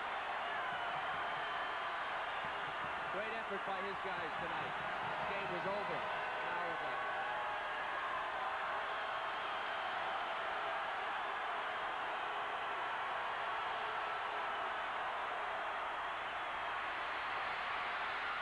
Pelt intended for Tootin and knocked away by Darren Fulton. It will be 4th down. Throwing the ball too deep. They're going to give him the short underneath. He's floating this thing. Nose of the ball up. The ball's floating. Too many defenders back there. 17 seconds left. 2 plays. The second one has to be out of bounds. The first one has to be a first down. And to make the first down, they need the 50-yard line.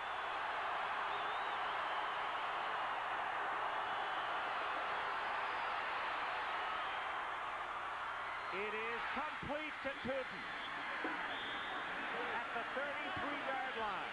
25 yards in the pass play. 11 seconds left in the ball game. Here's where that timeout kills them. They can't throw it to the middle of the field. They have to go out of bounds or throw it out of bounds.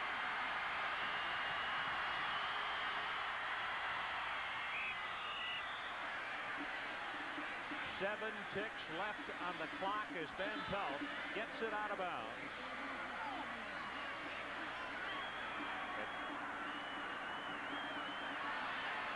And Van Horn is coming on to attempt a field goal with only 7 seconds left. And this will be a 50-yard attempt. But now he leaves the lineup.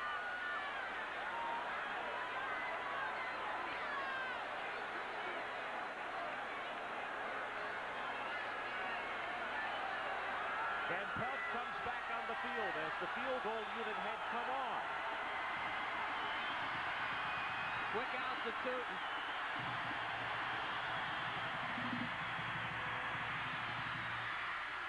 It is caught and out of bounds. Hurd at the 25. 2 seconds left. Oh, my goodness. Has this kid gained tonight? Has he learned win or lose? Win or lose, he's brought his team back. Well, he's come of age in this game. There's Daddy. Mr. Van Pelt, how proud he must be. Now the field goal unit comes on the field. At this time, rather than Van Horn, it will be Ed Frazier. This might be the most graphic example yet this year of kicking without a tee. He's had 2 blocks already. 42-yard attempt.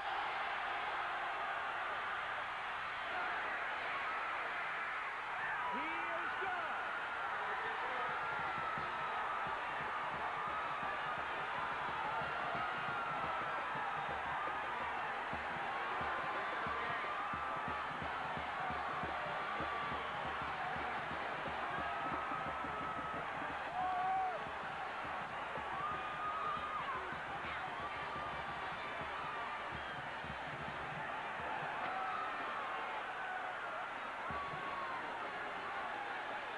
As you might imagine, this crowd is absolutely stunned. A 42-yard field goal by Ed Frazier with 2 seconds showing on the clock.